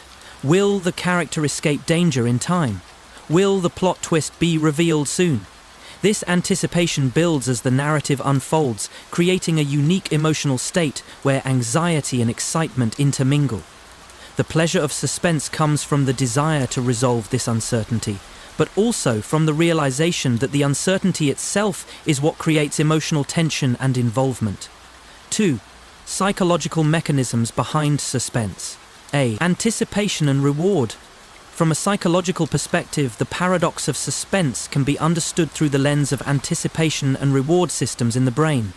Research shows that anticipation is a powerful emotional state that can trigger dopamine release, the brain's reward chemical, even before the desired event occurs. This means that the waiting for a resolution can be just as emotionally fulfilling as the resolution itself.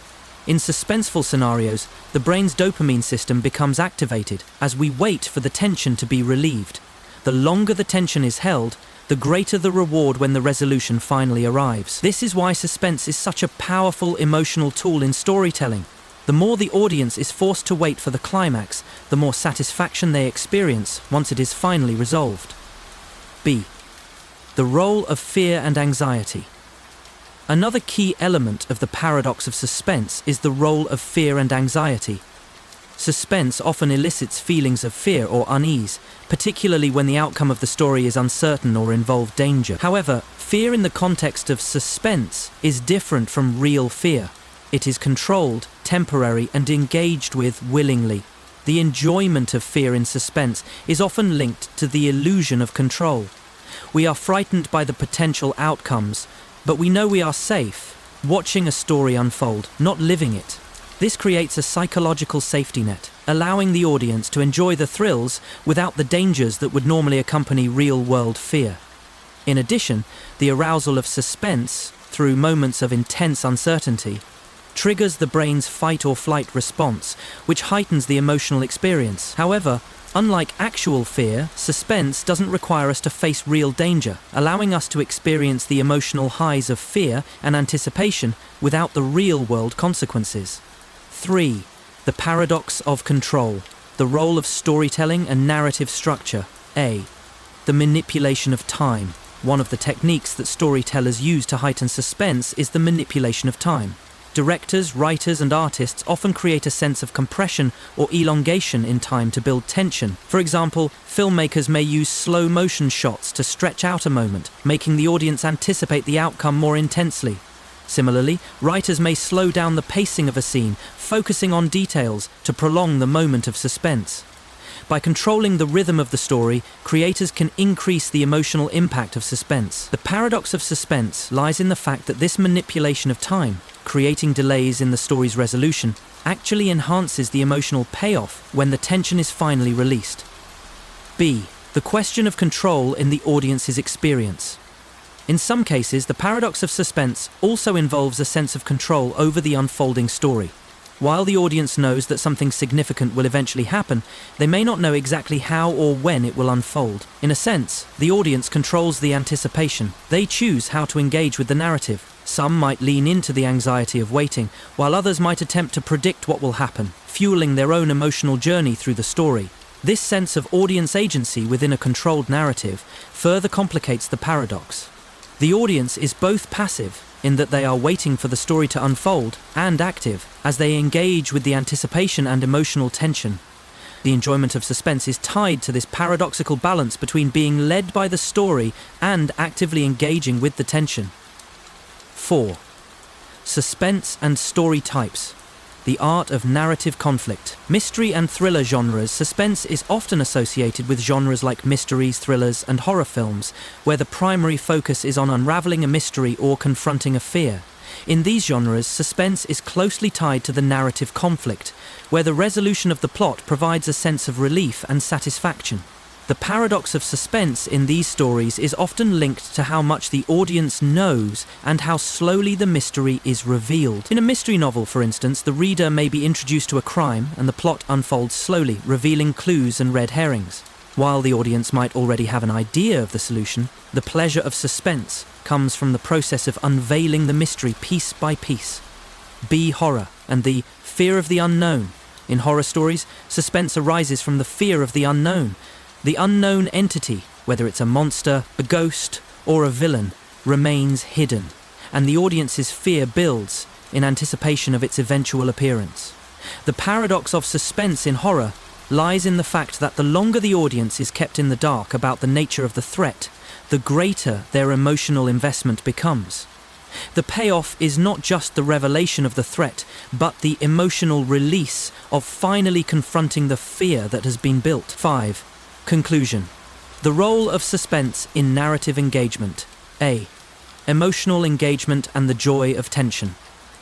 The paradox of suspense underscores how emotional engagement and anticipation can create a unique form of narrative enjoyment. By blending elements of fear, uncertainty, expectation, suspense taps into some of our most fundamental emotional responses. The paradox lies in the fact that waiting for the resolution, rather than the resolution itself, can create some of the most powerful emotional experiences in storytelling. B. Tension as a catalyst for narrative connection. Ultimately, the paradox of suspense serves as a reminder that storytelling is not just about providing answers or conclusions, but about keeping the audience emotionally involved. The tension created through suspense builds a deep narrative connection that lasts long after the story ends. Region Beta Paradox. Imagine a world where the more you attempt to solve a problem, the harder it becomes to find a solution. This paradox, known as the Region Beta Paradox, occurs when complex problems or mathematical models begin to reveal unexpected patterns that seem counterintuitive. As the problem becomes more refined, the initial progress you made starts to unravel. In many mathematical and cognitive models, the path to solving a problem seems clear at first, but as you go deeper into the solution, new variables, nuances, or errors emerge that completely change your understanding. Why is it that, sometimes, a more complex approach or deeper analysis can actually make things worse instead of better? This paradox is observed in mathematics, cognitive science, and even in problem-solving scenarios where overthinking or attempting to expand the boundaries of understanding leads to exponential increases in difficulty. What began as a simple question or task spirals into a labyrinth of complications. The Region Beta Paradox forces us to reconsider how we approach complex problems and how our models or assumptions about a situation can escalate the complexity. Let's explore the Region Beta Paradox, where problem-solving and mathematical models defy our expectations as they become more complex. The Region Beta Paradox emerged from the study of complex systems and mathematical modeling. It was first introduced in the 1980s by Donald D. Hoffman, a cognitive scientist and researcher known for his work on perception, consciousness, and complexity in mathematics and the human mind. The paradox became a significant part of cognitive theory and mathematics as it described the way solutions to problems and explanations of phenomena can sometimes become less clear the more data or complexity is introduced. In essence, the paradox shows that cognitive limitations, along with overcomplication, can obstruct the pursuit of an accurate solution. This phenomenon is often seen in scientific models and problem-solving scenarios, where each refinement or attempt to bring in additional variables leads to increased complexity and unexpected consequences. The Region Beta Paradox has been widely discussed in relation to complex systems theory, where systems are expected to be understood better as their components are analysed in greater depth. However, these models and approaches can break down when the interactions between components become so intricate that solutions are no longer clear. The paradox extends beyond mathematics into everyday problem-solving, cognitive science, and even areas like artificial intelligence, where increasing complexity or the attempt to add more processing power can sometimes result in a diminishing return. Hoffman's work highlighted the limits of human cognition when it comes to tackling highly complex or deeply interconnected problems, suggesting that sometimes simpler solutions are not just preferable but more effective. The Region Beta Paradox describes a phenomenon in which increased complexity or deeper exploration of a problem actually makes the situation more difficult rather than providing clarity. In many fields, especially in mathematics, science, and cognitive modeling, adding more layers of information, analysis, or detail can increase complexity exponentially and make the original problem less solvable. Understanding why this paradox occurs requires exploring several interconnected concepts, such as cognitive limits, mathematical models, and problem-solving dynamics. 1. The nature of complex systems and models. A. Complex systems and predictability. Complex systems are systems composed of many interacting parts, where the behavior of each part can influence the whole system in non-linear ways. Examples of such systems include the human brain, weather systems, economic markets, and social networks. These systems often display emergent properties, behaviors or patterns that arise from the interactions of simple components, which cannot be predicted solely by looking at individual parts. In the context of mathematical models, complex systems may initially seem simple to model or predict. However, as more variables are added, the system's behavior becomes increasingly difficult to predict. This increase in complexity can result in model breakdowns, or the appearance of phenomena that were not originally expected. The Region Beta Paradox arises when a model which initially appears to offer clarity becomes harder to manage as more information is integrated. The attempt to refine the model or explore deeper into the system leads to unintended consequences, which makes the situation even more difficult. B. Cognitive limits in problem solving. Humans have cognitive limits when it comes to processing and interpreting information. The brain, while incredibly powerful, can only handle so much complexity at once. Working memory and attention are finite, which means that the more data we try to integrate, or the more complexity we introduce into a problem, the more likely we are to experience cognitive overload. The region beta paradox reveals that human cognition can fail when we try to handle problems with too many variables or too much complexity. This overload can result in mental fatigue, confusion, or even loss of insight, making it harder to solve the problem effectively. When humans attempt to solve problems in a complex system, the desire to analyze every potential detail can lead to paralysis by analysis. This can exacerbate the issue and lead to a situation where progress is slowed or reversed due to excessive focus on minute details that do not contribute to the overall solution. 2. The unintended consequences of adding complexity. A. The curse of overfitting in mathematical models. One of the key aspects of the region beta paradox in mathematical modeling is the phenomenon of overfitting. Overfitting occurs when a model becomes too complex by incorporating too many variables or unnecessary data. Initially, the model may fit the data well, but as more factors are included, the model becomes overly specific to the given data set and loses its ability to generalize to new data. This is particularly problematic in predictive modeling, where the goal is to create a model that can accurately forecast future outcomes. The more you add to the model, the greater the chance that the model will begin to fit noise in the data, rather than true underlying patterns. The paradox arises when refining the model to include more data actually makes the predictions worse, as the model becomes too complicated and less effective. The increasingly complex nature of scientific models. In many fields of science, as new data is acquired and research progresses, models tend to become more complex and refined. However, as models grow more intricate, they also become harder to interpret and validate. This is especially true in fields like climate science, where the interactions between various environmental factors, e.g. temperature, precipitation, and sea levels, create highly complex systems that are difficult to model accurately.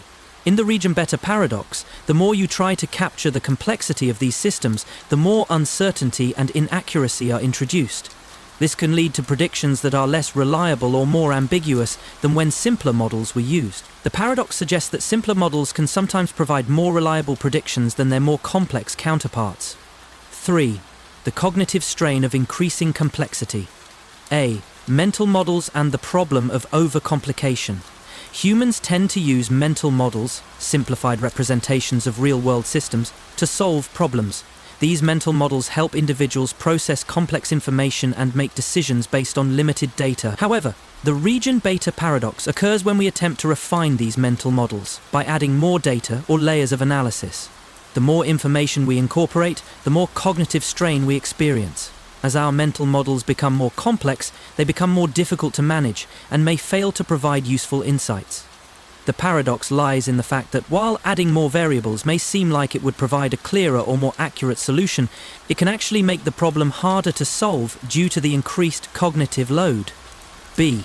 The problem of abstraction. Abstraction is another challenge when dealing with complex problems. In mathematics and problem solving, we often need to abstract or simplify complex situations to make them more manageable. However, as we introduce higher levels of abstraction in our models, we can lose sight of the core issue. The region beta paradox suggests that over-abstraction can obscure the problem, leading to a situation where the complexity of the abstraction itself becomes a barrier to finding a solution. C. The illusion of progress. A critical aspect of the region beta paradox is the illusion of progress that can occur when adding complexity to a problem. As we add layers of data, we often feel that we are making progress and improving the model. However, the paradox reveals that the more we refine and complicate the problem, the more likely we are to encounter new, unforeseen challenges that make the problem more difficult to solve. 4. Real-world applications of the region beta paradox. A. Artificial intelligence and machine learning. The region beta paradox has implications for artificial intelligence, AI, and machine learning. In AI, increasing the complexity of algorithms and models by adding more data or more sophisticated algorithms can sometimes lead to diminishing returns. As machine learning models become more complex, they may overfit the data, resulting in poor generalization to new datasets. The region beta paradox suggests that while increasing the sophistication of algorithms might seem like it would improve performance, it can instead create unintended consequences. B. Problem solving in business and economics. In business and economics, the region beta paradox is often seen when companies try to refine their strategies by adding more data, complex models, and more factors into their decision-making process. The paradox arises when attempts to optimize business strategies lead to overcomplicated decision models that reduce clarity and hinder quick decision-making. Sometimes, simplifying the approach or focusing on core principles can yield better outcomes. 5. Conclusion: the limits of complexity in problem solving. The region beta paradox teaches us an important lesson about the limits of complexity in solving problems. It shows that while refining models and adding more data can seem like a way to get closer to the truth, it can often have the opposite effect, making the problem harder to solve. This paradox challenges our assumptions about the role of complexity in problem solving and encourages us to reconsider when simpler solutions may be more effective. Understanding the paradox highlights the importance of balancing complexity and simplicity, especially when working with complex systems or attempting to solve difficult problems. Sad clown paradox. Imagine a clown who performs for crowds, bringing laughter and joy to everyone, yet inside they feel an overwhelming sense of sadness and despair. The sad clown paradox challenges our understanding of mental health, emotion, and performance. How can someone who is dedicated to making others happy experience such deep emotional turmoil? This paradox reveals the tension between external expression and internal reality, as well as the complex relationship between performance and mental well-being. The sad clown paradox has been seen in countless performers, from clowns to comedians and even actors, who experience feelings of loneliness, depression, and anxiety despite outwardly portraying happiness. Why does the act of making others laugh sometimes lead to internal suffering? Is it possible that the very act of performing for others can mask or exacerbate personal pain? The paradox forces us to confront the idea that happiness is not simply a matter of outward behavior, but a complex interplay of emotional expression, mental health, and personal fulfillment. Let's explore the sad clown paradox, where emotions and performance collide in a deeply ironic twist. The sad clown paradox has been a theme in both psychology and popular culture for centuries. From the early days of circus clowns to modern-day comedians, the image of the laughing performer hiding deep emotional pain has been a recurring motif. This paradox became especially apparent during the 20th century, with the rise of stand-up comedy and the increased attention on mental health issues among famous performers. One of the earliest and most prominent examples of this paradox was the tragic story of Grimaldi, an English clown from the 18th century. Grimaldi was famous for his exuberant performances, yet he was known to struggle with depression and personal despair. The contrast between his onstage persona and his offstage emotional struggles highlighted the tension between performance and mental health, laying the groundwork for the sad clown paradox as we know it today. In modern times, the paradox became more widely recognized with the rise of comedians like Robin Williams and Richard Pryor, both of whom were known for their ability to make others laugh while privately battling severe mental health issues, including depression, substance abuse, and suicidal thoughts.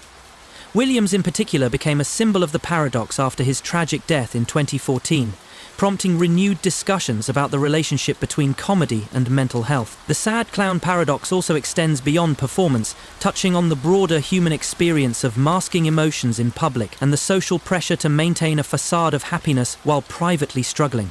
As mental health discussions have become more prominent in recent years, the sad clown paradox serves as a poignant reminder of the complex relationship between emotional expression and mental well-being. The sad clown paradox refers to the phenomenon where individuals who perform or present themselves as happy, often in front of an audience, experience deep emotional pain or depression privately.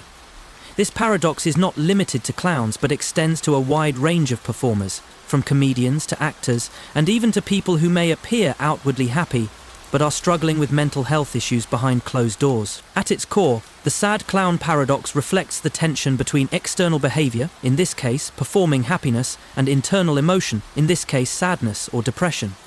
It forces us to examine the complex relationship between performance, identity, and mental health, questioning whether outward expressions of happiness can truly reflect an individual's emotional state.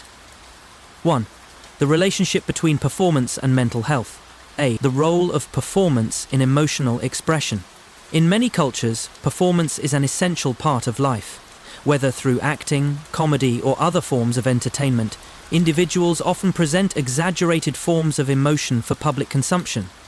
For performers, comedy is often an outlet for expression, where humor is used to relieve stress, entertain others, and provide social commentary. However, this outward expression of joy or laughter can often serve to mask the performer's internal struggles.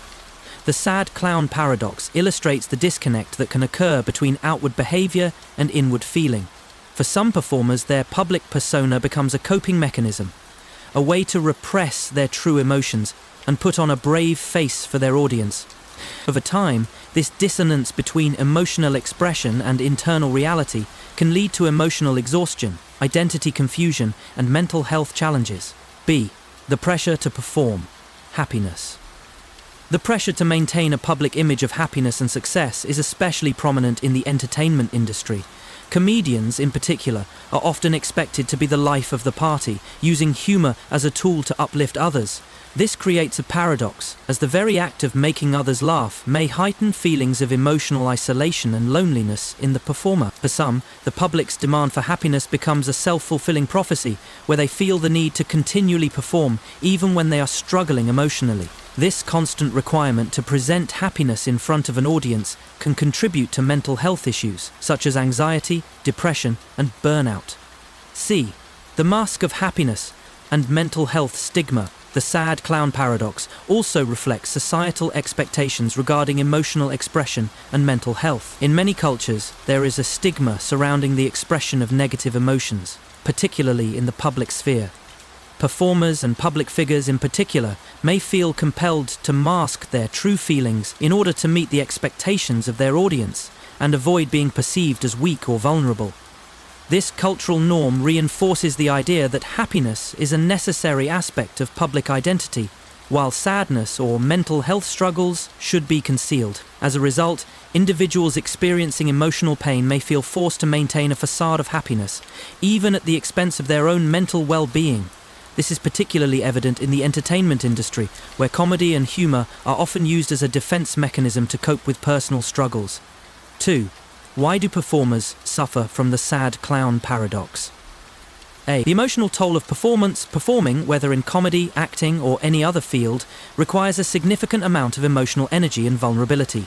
Comedians, in particular, often draw from their own personal experiences and emotions to fuel their humor, which can lead to emotional exhaustion and burnout.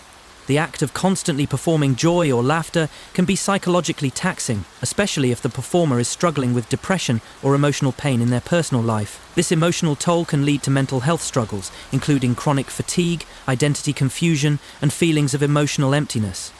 The performer's inability to reconcile their public image with their private struggles can also lead to a sense of alienation and disconnection from others, despite their role as an entertainer. B. Humor as a coping mechanism.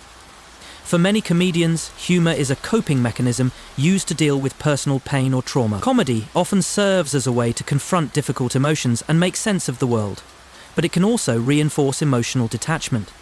By turning painful experiences into jokes or funny stories, performers may create a buffer between themselves and their emotional pain. But this emotional detachment can prevent them from fully processing and addressing their feelings. Over time, this detachment can create an emotional disconnect, leaving the performer feeling disconnected from their true emotions and experiencing a growing sense of emptiness despite their success in making others laugh. C. The loneliness of the entertainer. Ironically, performers, particularly comedians, often experience loneliness despite being surrounded by people during their performances. The performance aspect of their career requires them to maintain a certain persona or image of happiness. which can create feelings of isolation. Even in front of a large audience, a performer may feel disconnected from others, unable to express their true emotions or receive authentic emotional support. This loneliness can be exacerbated by the demands of fame and success, where public scrutiny and expectations prevent performers from sharing their vulnerability. As a result, comedians may experience feelings of alienation, despite their outward success and ability to make others laugh. 3. Managing the sad clown paradox. Potential solutions. Promoting mental health awareness in the entertainment industry. The sad clown paradox highlights the need for greater mental health awareness in the entertainment industry. By acknowledging the emotional toll that performance can have on individuals, industry leaders can help create support systems for performers, including counseling services, mental health resources, and peer support networks. Encouraging open conversations about mental health can reduce the stigma and help performers manage their emotional well-being more effectively. Encouraging emotional authenticity. One potential solution to the sad clown paradox is to encourage emotional authenticity in performances. While comedians and entertainers often draw on humor to cope with pain, it's important for them to also find ways to express authentic emotion and vulnerability. By allowing themselves to share their struggles and personal stories, performers can find cathartism and connect with their audiences on a deeper, more meaningful level. C. Balancing performance and personal life. For performers, finding a balance between performance and personal life is key to maintaining mental health. Taking time to step away from the stage, engaging in self-care, and setting boundaries between work and personal life can help prevent burnout and provide opportunities for emotional recovery. 4. Conclusion. The paradox of performance and emotion. The sad clown paradox reminds us that emotional health is not always visible in outward performance. A person's ability to make others laugh or appear happy does not necessarily reflect their internal emotional state. This paradox serves as a poignant reminder of the complexity of mental health, particularly for individuals whose livelihoods depend on maintaining a facade of happiness. As society becomes more attuned to mental health challenges, the sad clown paradox encourages us to approach emotional well-being with greater empathy and understanding, recognizing that even those who make us laugh may need support in addressing their inner struggles. Self-absorption paradox. Imagine striving for self-improvement with the goal of becoming a better person, more confident, more empathetic, and more in tune with your values. However, the more you focus on self-improvement, the more you become consumed by self-reflection and introspection, to the point where it becomes counterproductive. This is the self-absorption paradox, the idea that the more someone tries to improve themselves by focusing on their inner world, the more they can become entrenched in their own self-image, making it harder to achieve the growth they seek. The paradox challenges the notion that self-awareness and introspection are always beneficial for personal development. What if the act of focusing on yourself actually makes you more stuck in your own patterns, perpetuating the very things you're trying to overcome? In trying to become a better version of yourself, you might find yourself trapped in an endless loop of self-analysis, and this loop can actually hinder progress. How can we break free from the cycle of self-absorption to achieve true growth? The self-absorption paradox reveals a counterintuitive aspect of personal development that calls for a deeper understanding of balance and perspective. Let's explore how the quest for self-improvement can sometimes prevent us from achieving it. The self-absorption paradox emerged from discussions around self-improvement, narcissism, and the psychology of personal development. The idea that intense focus on the self can be detrimental was explored by early psychologists like Sigmund Freud, and later expanded upon by humanistic psychologists such as Abraham Maslow. Freud's theories on narcissism and the ego highlighted the potential dangers of becoming excessively absorbed in one's own mind and desires, warning against an overactive id or ego that blocks true self-actualization. By the mid-20th century, thinkers like Rollo May and Carl Rogers had begun to advocate for self-awareness as a key component of psychological health. However, their theories also warned about the dangers of excessive self-focus. The self-absorption paradox as a formal concept gained prominence in discussions about modern psychology in the late 20th and early 21st centuries, especially as self-help culture became a booming industry. The paradox grew more relevant as people began emphasizing self-reflection and individual growth, to the point where these practices sometimes led to narcissism, self-centeredness, and inability to connect with others. In contemporary psychology, the paradox is discussed in the context of cognitive behavioral therapy, CBT, where therapists sometimes caution clients about ruminating too much on their inner thoughts, which can reinforce negative thinking patterns. Research on mindfulness and self-compassion also suggests that while some degree of self-awareness is essential for growth, an excessive focus on the self can lead to emotional stagnation rather than psychological flourishing. The self-absorption paradox presents a counterintuitive psychological dynamic. The very process of trying to improve oneself can sometimes lead to a deeper entrenchment in negative behaviors or thought patterns. The paradox lies in the fact that self-awareness, which is often thought of as essential for personal growth, can become problematic when it leads to excessive self-focus. Here, we explore the mechanisms at play in this paradox, the role of self-reflection in personal development, and the implications of narcissism and self-centeredness for psychological health. 1. The role of self-awareness in personal growth. A. Self-awareness and its importance. Self-awareness is widely regarded as a cornerstone of personal growth. By being aware of one's thoughts, emotions, and behaviors, an individual can identify areas for improvement, recognize patterns, and make conscious decisions to change. Mindfulness practices, for example, encourage individuals to become more aware of their inner experiences without judgment, with the goal of fostering greater emotional regulation and psychological balance. In psychology, self-awareness is linked to concepts such as self-actualization, Maslow, and authenticity, Carl Rogers. These concepts suggest that in order to become the best version of oneself, one must first engage in a process of self-reflection, understanding their true desires, values, and potential. This process of becoming more self-aware is essential for addressing unconscious biases, making healthier life choices, and cultivating psychological resilience.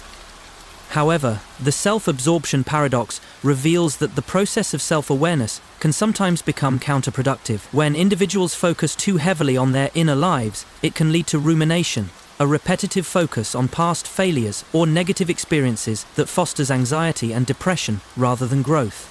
B. Introspection vs. rumination. The key distinction between introspection and rumination lies in the purpose of the self-reflection. Introspection is the process of looking inward with the intent of understanding and improving oneself. It is a conscious, active process that seeks clarity and insight. Rumination, on the other hand, involves an obsessive focus on thoughts or feelings, often without a clear path forward.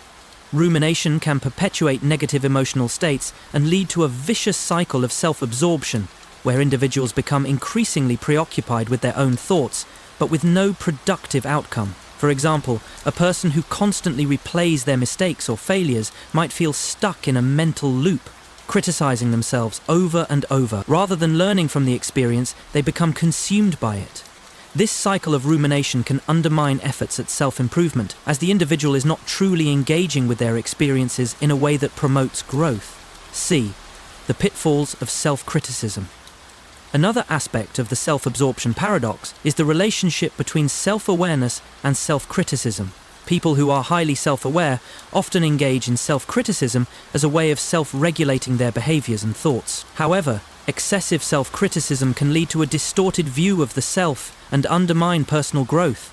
It creates an emotional environment in which the individual constantly evaluates their actions and judges themselves negatively. This internal cycle of self-criticism can lead to feelings of inadequacy, anxiety, and even depression. Rather than the empowerment and growth that self-reflection is supposed to foster, it becomes a form of self-punishment, where the individual feels as though they must constantly strive for perfection, unable to accept imperfections as a natural part of the human experience. 2. Narcissism and the dark side of self-absorption. A. Narcissism and its effects on personal growth. One of the potential outcomes of excessive self-absorption is the development of narcissistic tendencies. Narcissism involves an inflated sense of self-importance, often coupled with a lack of empathy for others. Individuals with high levels of narcissism may appear to be self-aware, but their self-focus is rooted in the desire to be admired or validated, rather than to genuinely understand themselves or grow.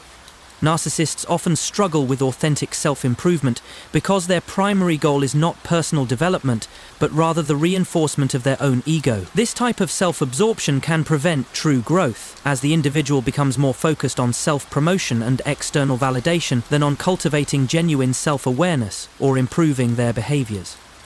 B. The cycle of narcissism and insecurity. The self-absorption paradox is also evident in the cycle of narcissism and insecurity. While narcissists often appear to be supremely confident, they are often deeply insecure and sensitive to criticism or perceived slights. This insecurity leads to a constant need for external affirmation and validation, and they may become overly focused on how others perceive them. This paradoxical dynamic can create a vicious cycle. The narcissist's desire for admiration leads them to focus on their own image, while the insecurity they feel prevents them from achieving true self-improvement. Instead of engaging in genuine self-awareness, the narcissist's self-focus becomes an exercise in reinforcing their public persona, leading them further away from meaningful personal growth. 3. The dangers of over-introspection and self-absorption. A. Mental health and emotional stagnation. Excessive self-reflection and over-introspection can lead to emotional stagnation. The act of constantly focusing on the self can limit personal growth by creating a narrow and self-referential perspective. Individuals who are trapped in cycles of self-analysis may find it difficult to step outside of their own experiences and engage with the world around them in a healthy way. This self-absorption can result in a disconnect from others and from the present moment. Rather than growing from life's challenges and learning from experiences, the individual becomes trapped in internal dialogue, which leads to emotional exhaustion and a sense of being stuck. B. The paradox of excessive focus on improvement. The self-absorption paradox also points to a deeper issue in our quest for self-improvement. The pressure to constantly improve can become counterproductive. Z. The more one focuses on improving themselves, the more they become consumed by expectations, both their own and those of society. This hyper-focus on self-improvement can make it difficult to accept the natural ebb and flow of growth, which requires patience, failure, and acceptance of imperfection. Excessive focus on improvement can paradoxically lead to increased dissatisfaction with one's current state, because the individual always feels as though they are not doing enough or are not enough. This constant drive to become better can create feelings of inadequacy, preventing them from appreciating the progress they have made and the person they are today. 4. Balancing self-improvement and self-acceptance. A. Embracing imperfection and self-compassion. The key to overcoming the self-absorption paradox lies in embracing imperfection and practicing self-compassion. Instead of focusing solely on how to become a better version of oneself, individuals can learn to accept themselves as they are, flaws and all. Self-compassion encourages individuals to treat themselves with the same kindness and understanding they would offer a friend, rather than constantly striving for perfection. B. External focus and engagement. In addition to self-compassion, a key strategy for overcoming the self-absorption paradox is to focus on the external world, engaging with others, participating in community activities, and pursuing meaningful goals that are not entirely centered on the self. Focusing outward allows individuals to gain perspective on their lives, reducing the weight of excessive self-focus and opening up new avenues for growth. C. Mindful living, mindfulness. The practice of being fully present in the moment can also help individuals break free from the cycle of self-absorption. By cultivating mindfulness, individuals can experience life without getting caught in the trap of endless self-analysis. This practice encourages them to appreciate the here and now, fostering growth that is grounded in real-world experiences and human connection. Stapp's ironical paradox. Imagine you're standing at the crossroads of quantum mechanics and free will. You know that every action you take could influence the future, but what if, at the quantum level, the very act of observation or decision-making could affect the outcome in unpredictable ways? This is the crux of Stapp's ironical paradox, a mind-bending concept from quantum physics that challenges our notions of free will and consciousness. Henry Stapp, a physicist and philosopher, proposed that the quantum mind is at the intersection of deterministic physical laws and human consciousness, suggesting that quantum mechanics may hold the key to understanding how our thoughts influence the world around us. But here's the paradox. While quantum mechanics might give us a level of control over the outcome of events, it also suggests that the more we intervene in the world at a quantum level, the more we undermine our understanding of true freedom. The act of deciding, observing, or influencing could, ironically, limit our autonomy. Can free will truly exist within a quantum universe that operates on uncertainty and probability? Let's delve into Stapp's ironical paradox, where quantum mechanics, consciousness, and freedom collide in a twist of logic that shakes the very foundation of human autonomy. The ironical paradox is derived from the work of Henry Stapp, a prominent physicist and advocate for the role of consciousness in quantum mechanics. Stapp's work, particularly in his quantum theory and the role of mind in nature, challenges the traditional view of the mind as separate from the physical world. Instead, Stapp proposed that consciousness is intimately connected with the quantum processes that govern the physical universe. He applied the principles of quantum mechanics to the issue of free will, suggesting that human consciousness could influence quantum events, particularly the behavior of particles at the subatomic level. Stapp's work builds on quantum theory's foundation, particularly the Copenhagen interpretation, which asserts that the act of observation collapses a quantum system into a definite state.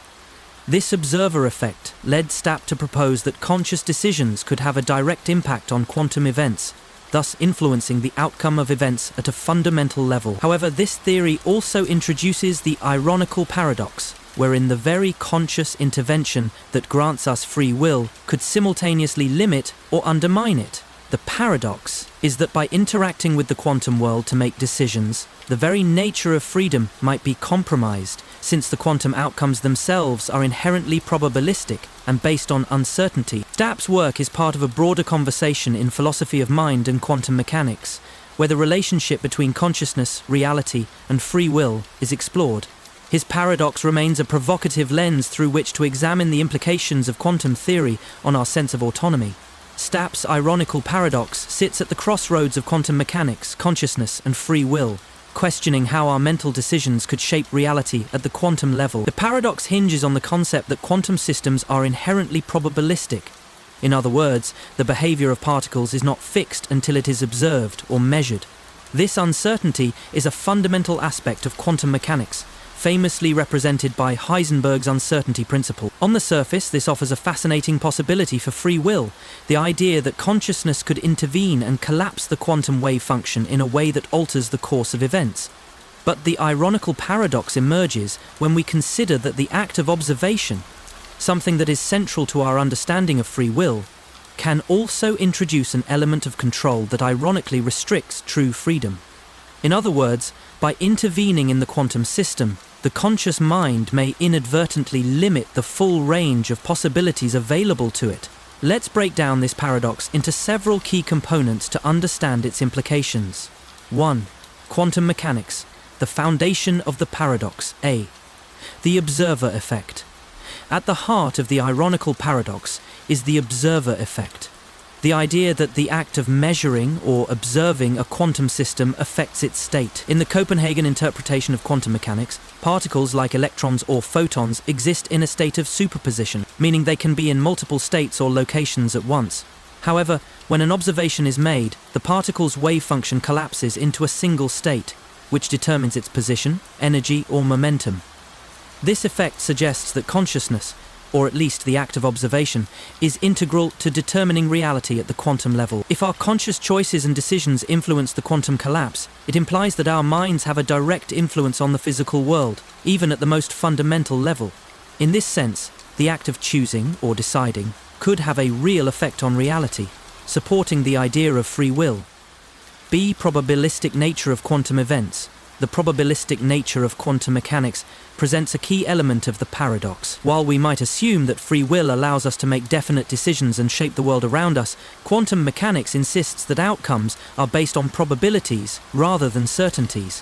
Before a quantum measurement, the system is described by a wave function that gives the likelihood of various outcomes. Once observed, however, the system collapses to a single outcome. The paradox lies in the fact that while free will suggests that we have control over our decisions, The uncertainty intrinsic to quantum events means that the outcomes of our actions may never be fully deterministic. The interaction between our conscious mind and the quantum world may restrict the possibilities available to us, paradoxically diminishing the freedom we thought we had. 2. Consciousness and free will. The mechanism of control. A. Consciousness as a quantum influence. Stapp's theory posits that consciousness is not separate from the physical world, but instead plays an active role in shaping reality through its influence on quantum systems. According to this view, the mind interacts with the quantum wave function, collapsing it into a definite state through the process of observation. This makes the conscious mind not just a passive observer, but an active participant in creating the reality it perceives.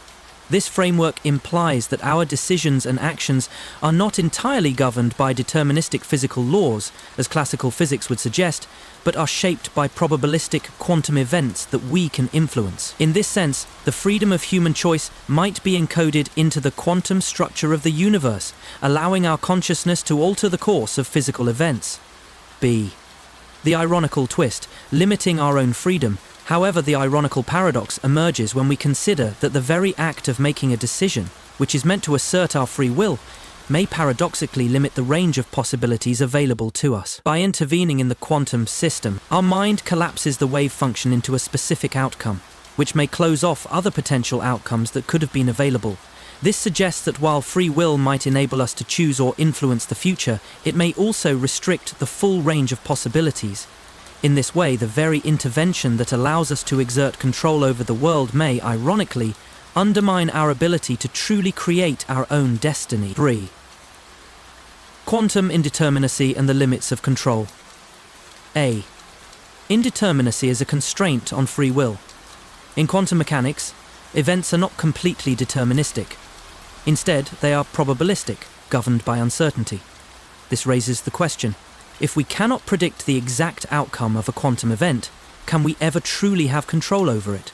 The indeterminacy inherent in quantum events may imply that free will is constrained by the probabilistic nature of the universe. Even if we make a conscious decision to intervene in a situation, the outcome may still be influenced by randomness or chance, which means that our choices might not have as much control over reality as we believe.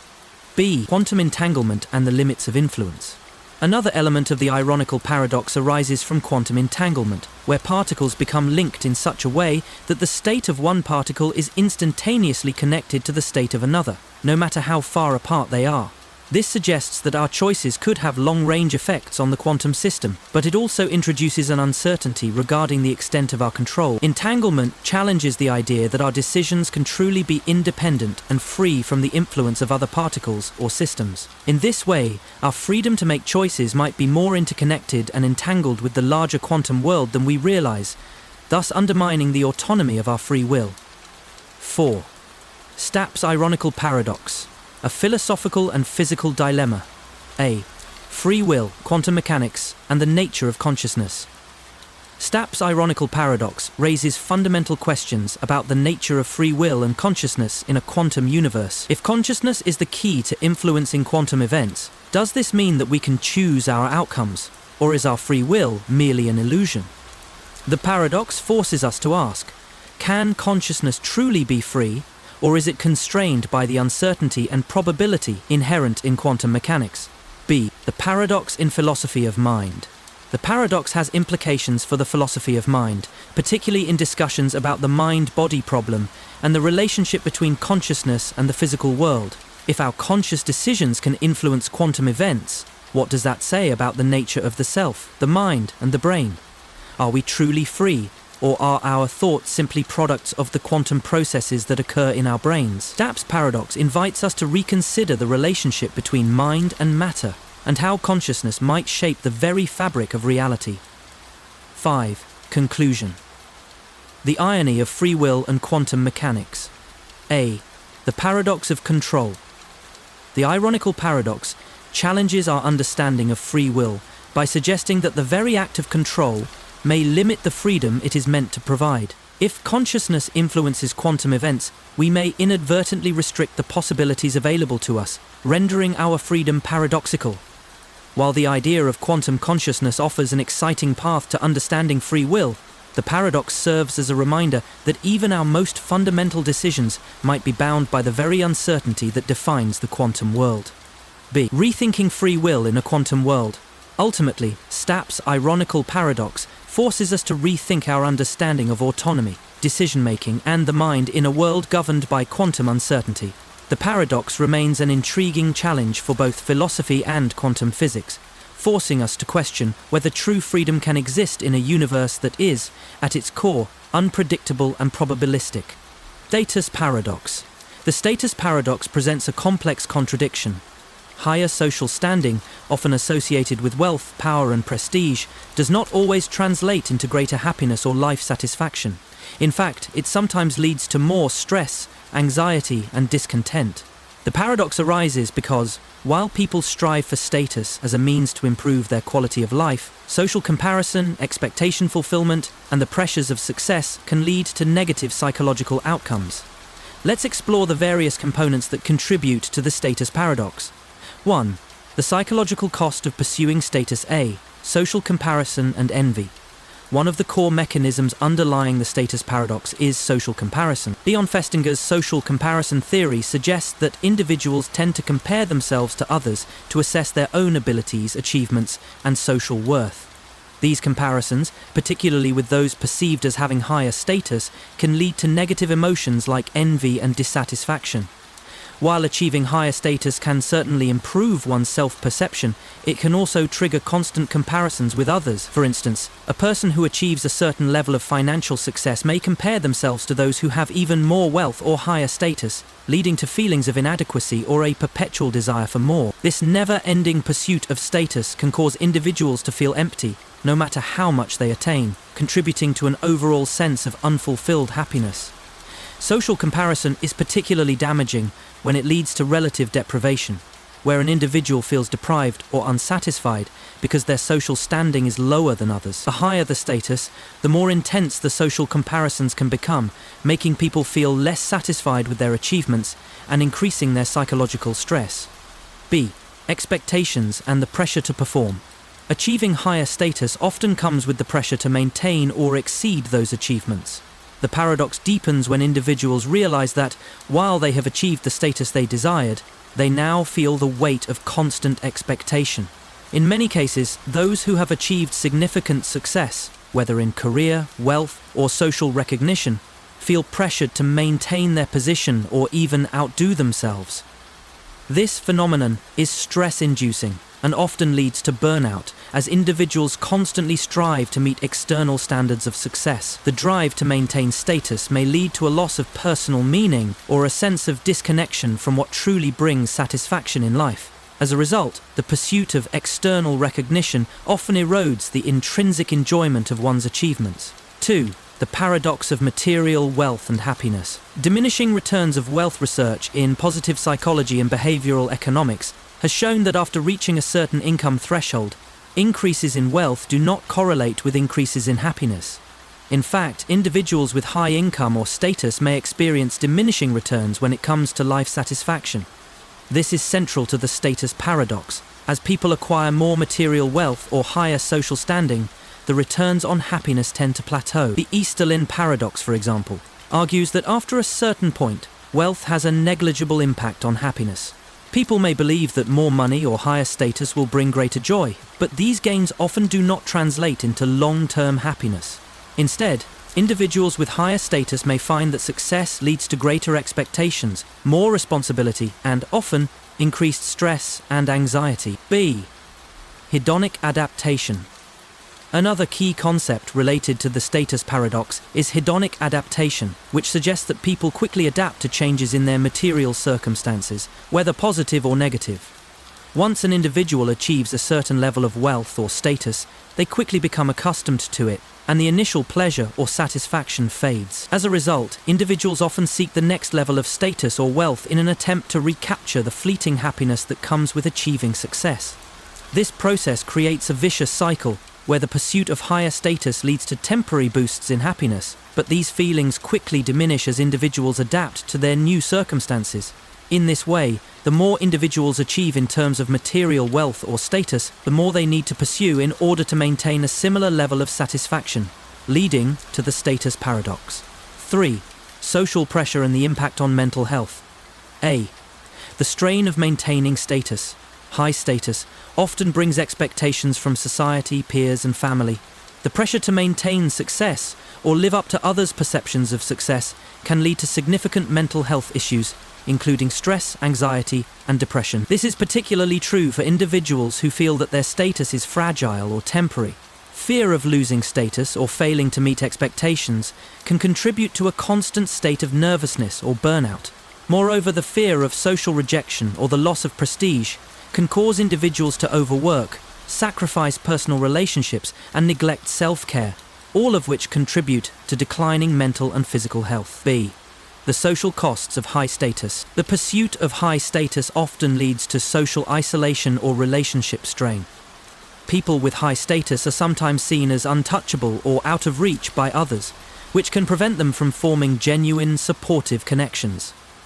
Social comparison, as mentioned earlier, also makes it difficult for high-status individuals to maintain meaningful relationships because their interactions are often colored by feelings of competition, envy, or resentment. Additionally, people with high status may experience a diminished sense of fulfillment in personal relationships, as their worth becomes increasingly defined by external markers of success, such as wealth, job titles, and prestige, rather than their inner qualities or relationships. 4. The paradox of satisfaction and achievement. A. Seeking fulfillment beyond status. The status paradox suggests that true fulfillment may not be found in the pursuit of higher status or material wealth, but in internal sources of satisfaction. Studies show that individuals who focus on intrinsic goals, such as personal growth, relationship building, and meaningful work, are more likely to experience long-term happiness and life satisfaction than those who prioritize extrinsic rewards like fame or financial success. While status and wealth can provide temporary satisfaction, they are not the ultimate sources of lasting happiness. Instead, individuals who find meaning in their passions, creative endeavors, and close relationships are often more satisfied with life, even if their status or income is modest. B. The role of gratitude and mindfulness. Another way to navigate the status paradox is through gratitude and mindfulness. Practicing gratitude allows individuals to focus on what they already have, rather than constantly striving for more. Mindfulness, being present in the moment without judgment, can help individuals recognize that happiness is not tied to external achievements, but to how one experiences the world and engages with others. 5. Conclusion. Reassessing the pursuit of status. A. Balancing ambition and contentment. The status paradox teaches us that the pursuit of social status and wealth can be a double-edged sword. While striving for success and recognition is natural, it is important to recognize that true happiness and fulfillment do not come solely from external achievements. Instead, a balanced life that includes personal growth, meaningful relationships, and a focus on intrinsic values leads to a deeper sense of satisfaction. B. Rethinking status as the key to happiness. Ultimately, the status paradox suggests that achieving high status should not be the ultimate goal. Instead, individuals should aim to redefine success in terms of personal values, well-being, and contentment. By understanding the psychological cost of pursuing external validation, we can create a more balanced and fulfilling life, where happiness is derived from within, rather than from the pursuit of status. Stockdale paradox. Imagine being held prisoner in a brutal enemy camp for years, enduring physical and emotional suffering every day. The odds are stacked against you, and hope for rescue seems to fade with each passing year. How do you survive? The Stockdale paradox, named after Admiral James Stockdale, a Vietnam War prisoner of war, POW, offers a profound lesson in facing adversity with realism and hope. Stockdale discovered that the key to survival was confronting the brutal facts of his situation while maintaining an unwavering belief that he would eventually prevail. It wasn't blind optimism that kept him going.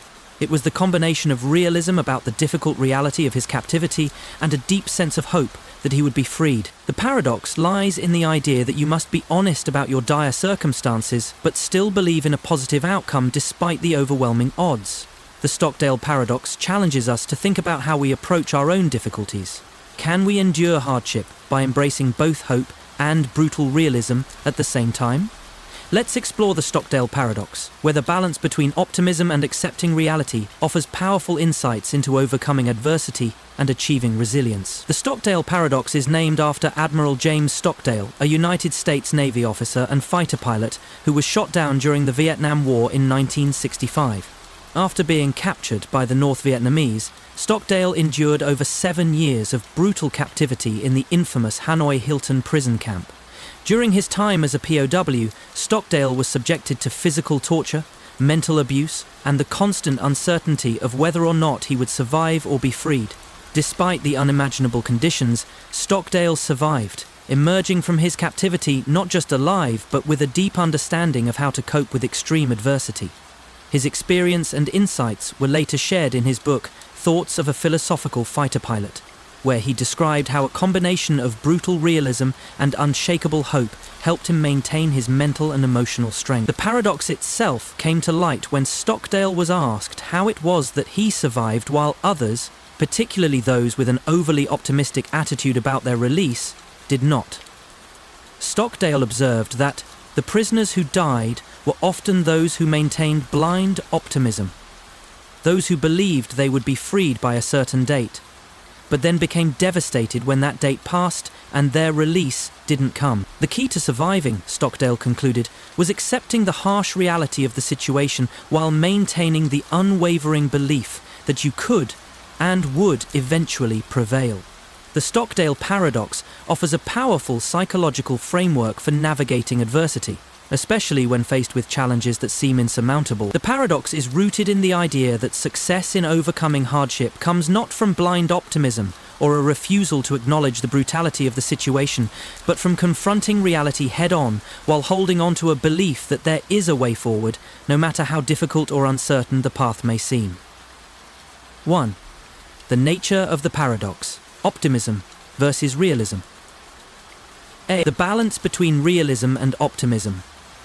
The Stockdale Paradox revolves around the tension between two contrasting ideas: brutal realism and hopeful optimism.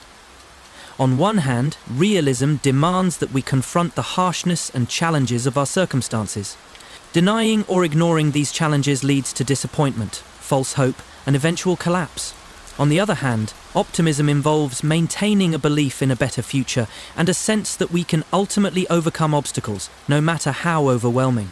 Stockdale's experience as a POW illustrates that survival and resilience come from being honest about the brutality of your situation, without allowing that reality to diminish your hope for the future. For Stockdale, the paradox was a daily practice of accepting that the situation was dire, but never letting that realization extinguish his belief that he would eventually survive and see his family again. His survival was built on embracing the harsh facts of captivity while holding on to hope, and this is where the paradox lies. B.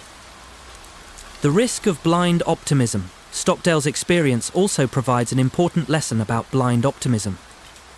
During his imprisonment, he observed that some of the other prisoners had high expectations of imminent release, based on rumors or hopeful projections. However, when these release dates came and went without change, these prisoners' mental health deteriorated rapidly. The optimism they held, without the realism of their situation, became a source of disillusionment, leaving them vulnerable to despair. This is one of the core lessons of the Stockdale Paradox.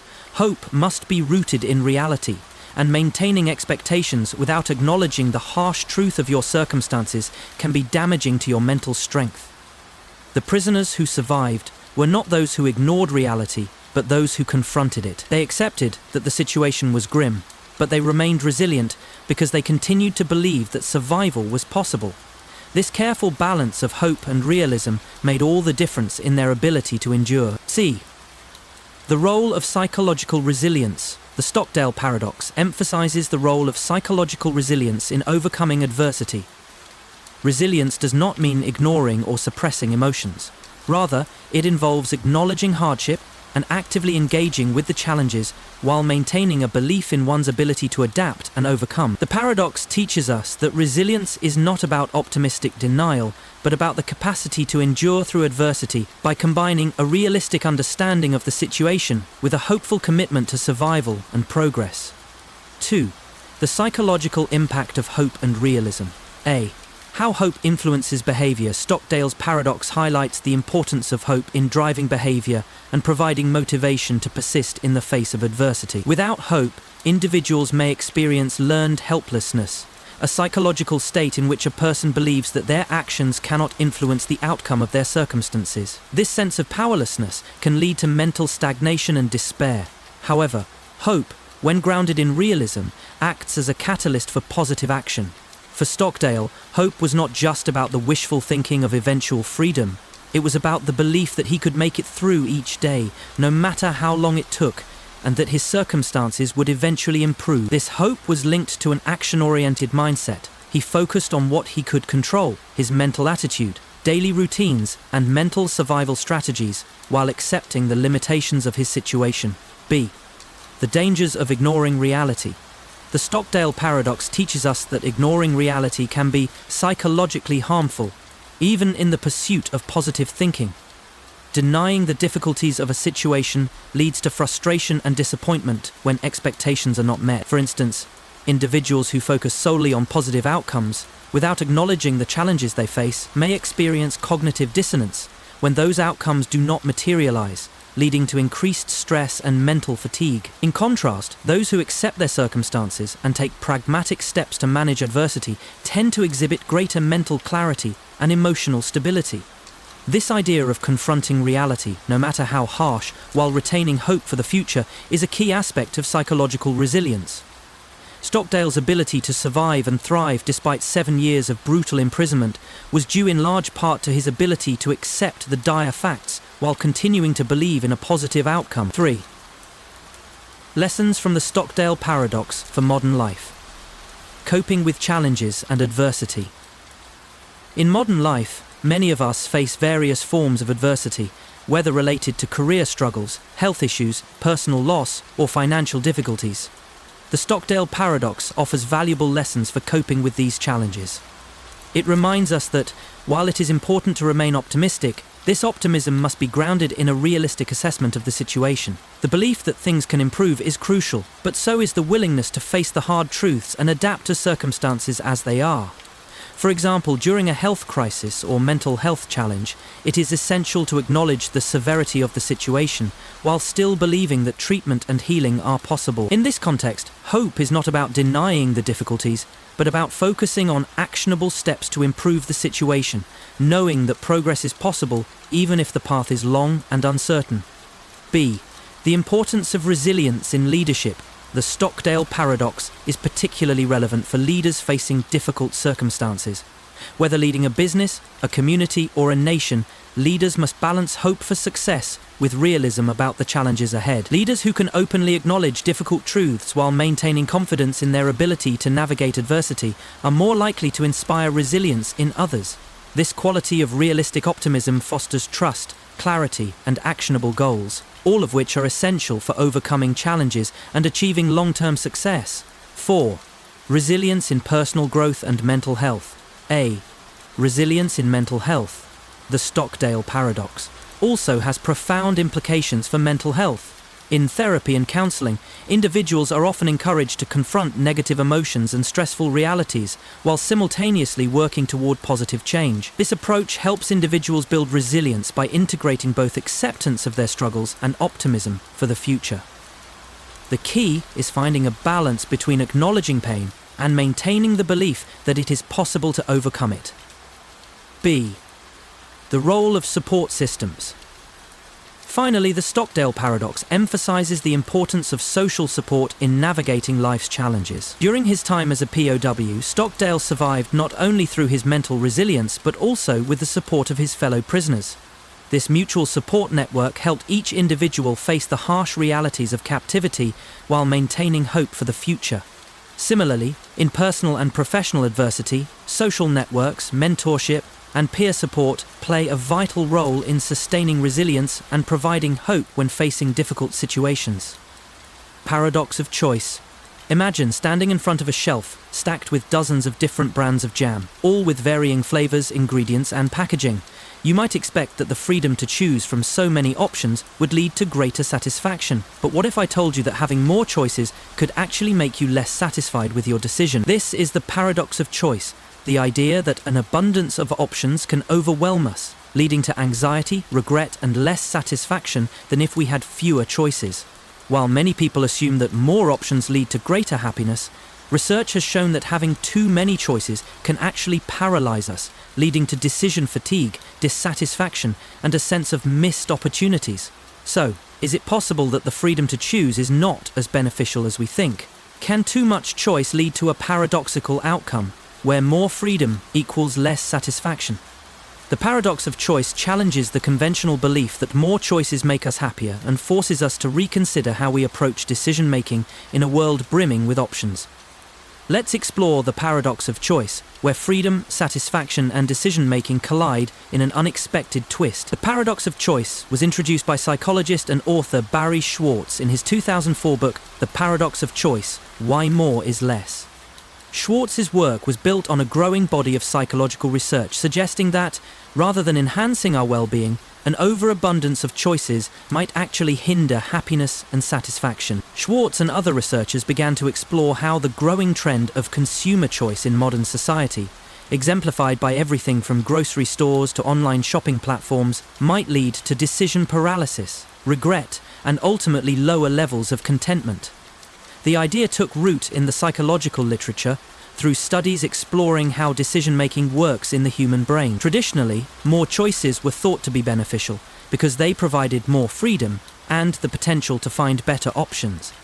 However, Schwartz's work, drawing on the research of psychologists such as Iyengar and Lepper, 1999, who found that when people were presented with a larger variety of choices, they often felt overwhelmed, confused, and less satisfied with their decisions. Schwartz argued that in the modern world, the freedom of choice can be both a blessing and a curse, with too many options creating more anxiety than contentment.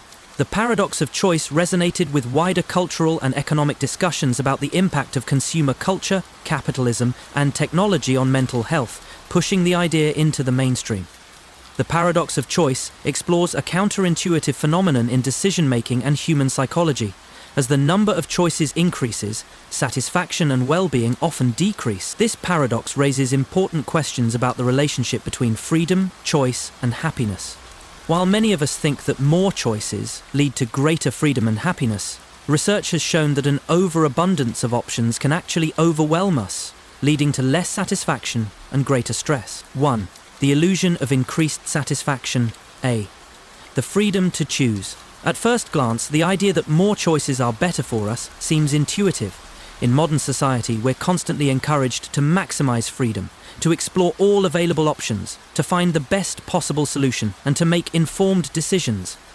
The paradox arises when we start to recognize that too much freedom, or too many choices, can lead to dissatisfaction rather than satisfaction. In a world where we have countless options for everything from what to eat to which car to buy, the assumption is that these options will lead to greater happiness. If we have more freedom to choose, then we should be able to find exactly what we want, right? But the reality is that when we're faced with too many choices, it's easy to feel paralyzed or overwhelmed, and this freedom may lead to greater dissatisfaction. B. The role of expectations, part of the paradox of choice, stems from the way in which expectations influence our satisfaction. When faced with a limited set of options, our expectations are relatively modest, and we are more likely to be pleased with the outcome. However, when confronted with endless options, our expectations soar. The potential for regret and second-guessing increases because the more options we have, the more we imagine other, possibly better alternatives that we did not choose. This sense of lost opportunity can lead to decreased happiness, as we are often dissatisfied with our final decision, wondering if we could have made a better one. Studies have shown that when people are presented with a few choices, they are more likely to experience positive emotions after making a decision. But when faced with too many choices, people are more likely to feel disappointment and doubt about their decision. 2. Decision paralysis. When more choices mean less action. A. The cost of overchoice. One of the key aspects of the paradox of choice is the concept of decision paralysis. When there are too many options to choose from, people often experience a feeling of being overwhelmed. This leads to decision fatigue and an inability to make a final choice. Overchoice refers to the idea that when the number of available options exceeds a certain threshold, we actually begin to avoid making a decision altogether. A well-known study by psychologists Iyengar and Lepper, 1999, demonstrated that when people were given a large selection of jams to choose from, they were less likely to make a purchase than when presented with a smaller selection. The study showed that while the presence of more options may initially seem attractive, it actually leads to greater difficulty in making a decision and ultimately fewer purchases. This phenomenon, known as choice overload, shows that more options don't always lead to better decisions or greater satisfaction. B. The mental and emotional toll. When presented with too many choices, people are often consumed by the mental and emotional toll of having to evaluate and compare each option. This cognitive overload is linked to anxiety, stress, and mental fatigue, making it harder for people to make decisions or feel confident in their choices. The cognitive dissonance that arises from making a choice, wondering if you could have made a better decision, leads to regret and dissatisfaction. Instead of feeling liberated by the freedom to choose, individuals often feel stuck, wondering if they've chosen the best option or missed out on something better. 3. The regret factor. The burden of too many choices. A. The fear of missing out. FOMO. The paradox of choice is deeply tied to the concept of regret. As we are faced with more options, the chances of missing out on something we perceive as better increase. This phenomenon is often referred to as FOMO, fear of missing out. In a world where there are endless possibilities, it's easy to feel that no matter what decision we make, we are leaving something behind. Studies show that people who make decisions after viewing a large number of options are more likely to experience regret and dissatisfaction with their choices. This happens because with more options, there is always the possibility that a better outcome was available that we didn't select. The burden of second-guessing our choices can be mentally exhausting and emotionally draining, reducing our overall satisfaction with the decision-making process. B. Regret and second-guessing. In situations where there are many choices, we are more likely to second-guess our decisions. With fewer choices, people tend to feel more confident and content with their choices because there is less opportunity to compare and contrast. However, with an abundance of choices, the mind is constantly wondering if it could have made a better decision. This regret makes it difficult to feel content with the decision, even after it's been made. 4. The paradox of maximizers versus satisficers. A. Maximizers versus satisficers. In his research, Barry Schwartz distinguishes between two types of decision makers: maximizers and satisficers. Maximizers are individuals who seek to make the best possible decision by exhaustively searching for the perfect option. They believe that more options lead to better outcomes and will continue to search for the ideal choice, even if it means spending more time and energy. On the other hand, satisficers are individuals who settle for an option that is good enough and meet their needs without excessive comparison. They are content with a choice that satisfies their criteria, rather than seeking the absolute best. Studies have shown that maximizers tend to be less satisfied with their decisions because they constantly worry about the possibility of a better alternative. Satisficers, by contrast, tend to experience more contentment because they make decisions based on what meets their needs rather than chasing after perfection. The paradox of choice suggests that maximizers, who often seek more options, are more prone to dissatisfaction and regret than satisficers, who settle for less but are more likely to feel at peace with their choices. B. The toll of perfectionism. Maximizers often experience the highest levels of stress and anxiety because of their perfectionist tendencies. Their constant pursuit of the best choice leads to overthinking, analysis paralysis, and the eventual realization that perfect choices do not exist. The result is mental exhaustion, regret, and a reduced ability to enjoy the outcomes of their decisions. 5. The impact of the paradox of choice on modern society. A. The effect of consumer culture. The paradox of choice highlights a problem that is particularly relevant in consumer culture today. With the rise of e-commerce, online shopping, and globalized markets, we are constantly faced with an overwhelming array of choices. Whether it's choosing a product, a service, or a life path, the number of options available to us is vast. While we are often told that freedom of choice is essential to happiness, the paradox of choice suggests that having too many options may hinder our satisfaction and lead to decision fatigue. The marketing strategies of companies exploit this paradox by offering an excessive range of products, which leads to a consumer experience that is overwhelming rather than empowering. B. Implications for mental health. The paradox of choice has serious implications for mental health. With the increase in available options, people often experience greater stress, anxiety, and decision paralysis. Understanding how choice overload impacts mental well-being is critical in managing the emotional toll of modern consumer culture. Mindfulness and simplification are two potential strategies for alleviating the negative effects of excessive choices. Progress paradox. We live in a time where technological innovation and scientific progress are advancing at an unprecedented rate. Every day brings new breakthroughs, from artificial intelligence to genetic engineering, promising to revolutionize the way we live. And yet, despite all these advancements, we seem to face growing issues like mental health problems, social inequality, and environmental degradation. This is the progress paradox, a situation where technological and scientific progress, meant to enhance human life, can sometimes lead to new challenges, making us question whether we are truly better off as a result of all this advancement. While our standard of living may have improved in many ways, we find ourselves facing new complexities that were unimaginable in previous eras. How can we reconcile the fact that despite all our innovations, the human experience remains fraught with new struggles and dilemmas? Does progress always lead to greater happiness? Or can it sometimes create problems that outweigh its benefits? The progress paradox forces us to question the very notion of progress, whether it's truly leading us toward a better future or simply creating new forms of adversity. Let's explore the progress paradox, where advancement and well-being appear to be at odds in an ever-changing world.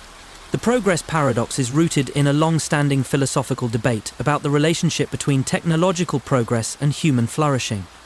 As humanity has advanced through history, technological innovations have continuously shaped the way we live, from the Industrial Revolution to the rise of information technology in the 20th and 21st centuries. Each wave of innovation promised to make life easier, healthier, and more comfortable. However, despite the significant improvements in living standards, many observers began to notice a growing disconnect between technological advancement and human well-being. As we progressed, we found ourselves contending with new existential crises, such as climate change, mental health issues, and a lack of fulfillment in a fast-paced, hyper-connected world. The progress paradox has been examined by thinkers across various fields. Philosophers like Karl Marx noted the alienation that could arise from rapid industrialization, while thinkers such as John Baudrillard and Herbert Marcuse explored the discontents of modern society, where material wealth and technological advancements did not lead to true happiness or personal fulfillment. In contemporary times, the paradox has been revisited in light of the digital revolution, where technological solutions to problems like education and communication often seem to create new societal problems like privacy concerns, job displacement, and information overload. The paradox has become increasingly relevant as we face unprecedented challenges in navigating the consequences of our own progress. What was once considered the solution to societal ills now seems to contribute to new complexities, prompting a re-evaluation of what true progress really means. The progress paradox involves the tension between technological advancement and its consequences for human happiness, well-being, and social health. Although technological progress has vastly improved many aspects of life expectancy, economic productivity, and material wealth, it has simultaneously introduced new problems and challenges that undermine the overall quality of life for individuals and society at large. This paradox calls into question the very notion of progress and whether it truly leads to a better life. Technological progress has led to unprecedented economic growth in the modern world. Advances in agriculture, transportation, medicine, and information technology have transformed the global economy, lifting millions out of poverty and improving health outcomes. The Industrial Revolution saw the rise of factories and mass production, creating wealth and consumer goods for a previously agrarian society. The digital age has revolutionized communication, medicine, and education, making services more accessible and efficient than ever before. These advancements have also led to higher life expectancy, better healthcare, and more comfortable living conditions. As a result, people today live much longer and have more access to technology and global connectivity than previous generations. The rise of smartphones, internet access, and automated systems have made daily life easier, faster, and more efficient. However, the progress paradox becomes apparent when we look at the unintended consequences of these advancements. While technology has brought about economic growth and material wealth, it has also created new challenges that undermine the very improvements it was supposed to deliver. While technological advancements have resulted in unprecedented material wealth, they have also led to diminishing returns in terms of human satisfaction and well-being. Studies have shown that after reaching a certain level of income and material comfort, additional wealth does not correspond to increased happiness. This is often referred to as the diminishing returns of wealth. The idea that once basic needs are met, further material gains do not lead to proportional increases in life satisfaction. The progress paradox becomes evident when considering that societies with the highest levels of technological advancement and material wealth, such as the United States, Europe, and Japan, often experience higher rates of stress, mental health disorders, and burnout. People are increasingly seeking meaning, fulfillment, and connection, but the technological advancements meant to help improve life often leave individuals feeling more isolated and alienated. One of the most glaring examples of the progress paradox is the environmental crisis. While industrialization and the technological revolution have allowed us to produce more goods, improve transportation, and expand human settlements, these advancements have also caused severe environmental damage. The use of fossil fuels, deforestation, and the mass production of goods have contributed to climate change, pollution, and the destruction of natural habitats. The paradox lies in the fact that while technology has the potential to solve some of the world's greatest challenges, such as disease and hunger, it also poses new existential threats to the planet. Technological progress has resulted in an unsustainable relationship with the environment, where the benefits of progress come at the cost of long-term ecological health. Efforts to mitigate the environmental impact of technology are growing, but the paradox remains that progress often leads to greater vulnerability and new global risks. As technology has advanced, social inequality has also increased in many parts of the world. While technological innovations have led to increased productivity and efficiency, the benefits of these advancements have not been equally distributed. The digital divide, the gap between those who have access to technology and those who do not, has created new social disparities. In many countries, access to the internet, education, and healthcare remains limited for rural populations, low-income communities, and developing nations. The progress paradox is evident here. While technology has the potential to improve quality of life, it often exacerbates existing inequalities by leaving behind those who are unable to access or afford these innovations. Additionally, the automation of jobs and the rise of AI-driven technologies have led to job displacement and a growing economic divide between highly educated workers and those whose jobs are replaced by machines. As a result, the benefits of technological progress have often been concentrated in the hands of a few, while many others struggle with economic insecurity and unemployment. Despite advances in healthcare, life expectancy, and material wealth, modern society is grappling with a rise in mental health disorders. The stress of modern life, fueled by social media, work demands, and information overload, has contributed to higher rates of anxiety, depression, and burnout. The progress paradox highlights how, despite the material benefits of technological advancement, the psychological and emotional toll of living in an increasingly fast-paced, hyper-connected world has taken a significant toll on individuals. The constant connectivity provided by smartphones and social media, for example, has led to increased stress, social isolation, and a lack of personal fulfillment. As technology continues to improve, many people find themselves searching for meaning and purpose in a world that seems increasingly shallow and materialistic. Technological progress has provided people with many material benefits, but it has not necessarily led to an increase in life satisfaction. The rise of social media, consumer culture, and the hustle culture associated with success and achievement have created a sense of emptiness for many individuals who feel disconnected from deeper human needs. The progress paradox is evident here. As society becomes more focused on productivity, growth, and success, it often loses sight of what truly contributes to well-being, such as relationships, community, and personal meaning. The progress paradox forces us to reconsider what true progress means. Is progress only about technological innovation, economic growth, and material wealth? Or does it involve a more holistic approach, where human well-being, environmental sustainability, and social equity are given equal importance. The paradox suggests that our definition of progress needs to expand beyond just advancement in technology to include a focus on human flourishing, mental health, and social justice. Instead of merely focusing on faster, better, more efficient technologies, society must consider how innovation can lead to a more meaningful, equitable, and sustainable world. The progress paradox calls for a re-evaluation of how innovation is pursued in the future. Rather than focusing solely on short-term gains, we must ensure that technological progress is sustainable and inclusive, benefiting both people and the planet in the long run.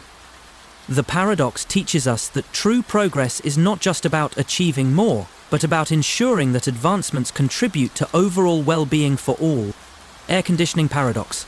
Imagine living in a place with sweltering summer heat, and you turn on your air conditioning, instantly creating a comfortable environment in your home. Now picture this. As the air conditioning runs, it reduces the temperature inside your house, providing immediate relief, yet at the same time, it's increasing the temperature outside. The more air conditioners are used, the more energy is consumed, and the greater the environmental impact. This is the air conditioning paradox. A situation where technology designed to improve our comfort and quality of life is also contributing to greater environmental harm and worsening global warming. While air conditioning keeps us cool, it simultaneously drives up the demand for electricity, often powered by fossil fuels, which contribute to climate change. This paradox raises a difficult question. How do we balance the benefits of technological comfort with the environmental costs of those same technologies? As more people around the world gain access to air conditioning, can we continue to enjoy its comforts without worsening the very problem it was meant to alleviate? Let's explore the air conditioning paradox, where the pursuit of cooling down our spaces leads to warming up our planet. The rise of air conditioning can be traced back to the early 20th century, when Willis Carrier, an American engineer, invented the first modern air conditioning system in 1902. Originally designed to control humidity in a printing plant, Carrier's invention quickly expanded to commercial applications and eventually to residential homes. By the mid-20th century, air conditioning had become a key feature in homes, businesses, and public spaces, offering relief from the scorching summer heat. However, as air conditioning became more widespread, researchers began to observe its unintended environmental consequences. While air conditioning improved human comfort and increased productivity, it also led to a rise in energy consumption, which, for many years, was largely powered by coal, oil, and natural gas, all fossil fuels that produce carbon emissions when burned. The increased global demand for air conditioning exacerbated the urban heat island effect, in which cities became hotter due to the large amounts of energy being consumed and the heat released by air conditioning units. In the 21st century, the air conditioning paradox became more pronounced as global temperatures continued to rise due to climate change, leading to greater reliance on cooling systems. The paradox brought attention to the broader issue of sustainable development, where technologies that improve our lives might contribute to environmental degradation if not carefully managed. As a result, new technologies and green energy alternatives are being explored to mitigate the paradox and create a more sustainable future. The air conditioning paradox is a compelling example of how modern technological advancements designed to improve comfort and well-being can have significant unintended environmental consequences. While air conditioning provides immediate relief from heat, it also contributes to the larger issue of global warming and climate change. The paradox lies in the tension between the benefits of air conditioning, improved comfort, increased productivity, and better health outcomes, and its environmental costs, increased energy use, carbon emissions, and the exacerbation of the heat island effect. To understand this paradox more fully, we need to explore the various dimensions in which air conditioning interacts with human society, energy systems, and the environment. Air conditioning units require significant amounts of energy to operate, especially in hot climates, where air conditioning is used extensively throughout the year. According to the International Energy Agency, IDA, air conditioning is one of the fastest growing sources of global energy demand, particularly in regions experiencing hotter temperatures and more extreme weather events. This increase in energy consumption is often met with greater demand for electricity from fossil fuel-powered sources, such as coal, natural gas, and oil. Burning fossil fuels releases carbon dioxide, CO2, and other greenhouse gases, which contribute to global warming. As more people use air conditioning, the cumulative effect of this energy consumption results in a significant increase in carbon emissions. The more air conditioning is used to cool our homes and workplaces, the more it accelerates climate change, creating a feedback loop. The more global temperatures rise, the more people rely on air conditioning to combat heat, which in turn drives further carbon emissions. The urban heat island effect, UHI, is another important aspect of the air conditioning paradox. The UHI refers to the phenomenon where urban areas experience higher temperatures than surrounding rural areas due to human activities and the built environment. This effect is exacerbated by the widespread use of air conditioning, as air conditioners release heat into the surrounding environment, raising the ambient temperature even further. Additionally, urban areas with large concentrations of air conditioning units tend to have lower air circulation and less green space, both of which contribute to the accumulation of heat. As cities continue to grow and more people install air conditioning systems, UHI effects become more pronounced, creating a cycle of increased demand for cooling, which leads to higher temperatures, prompting further reliance on cooling systems.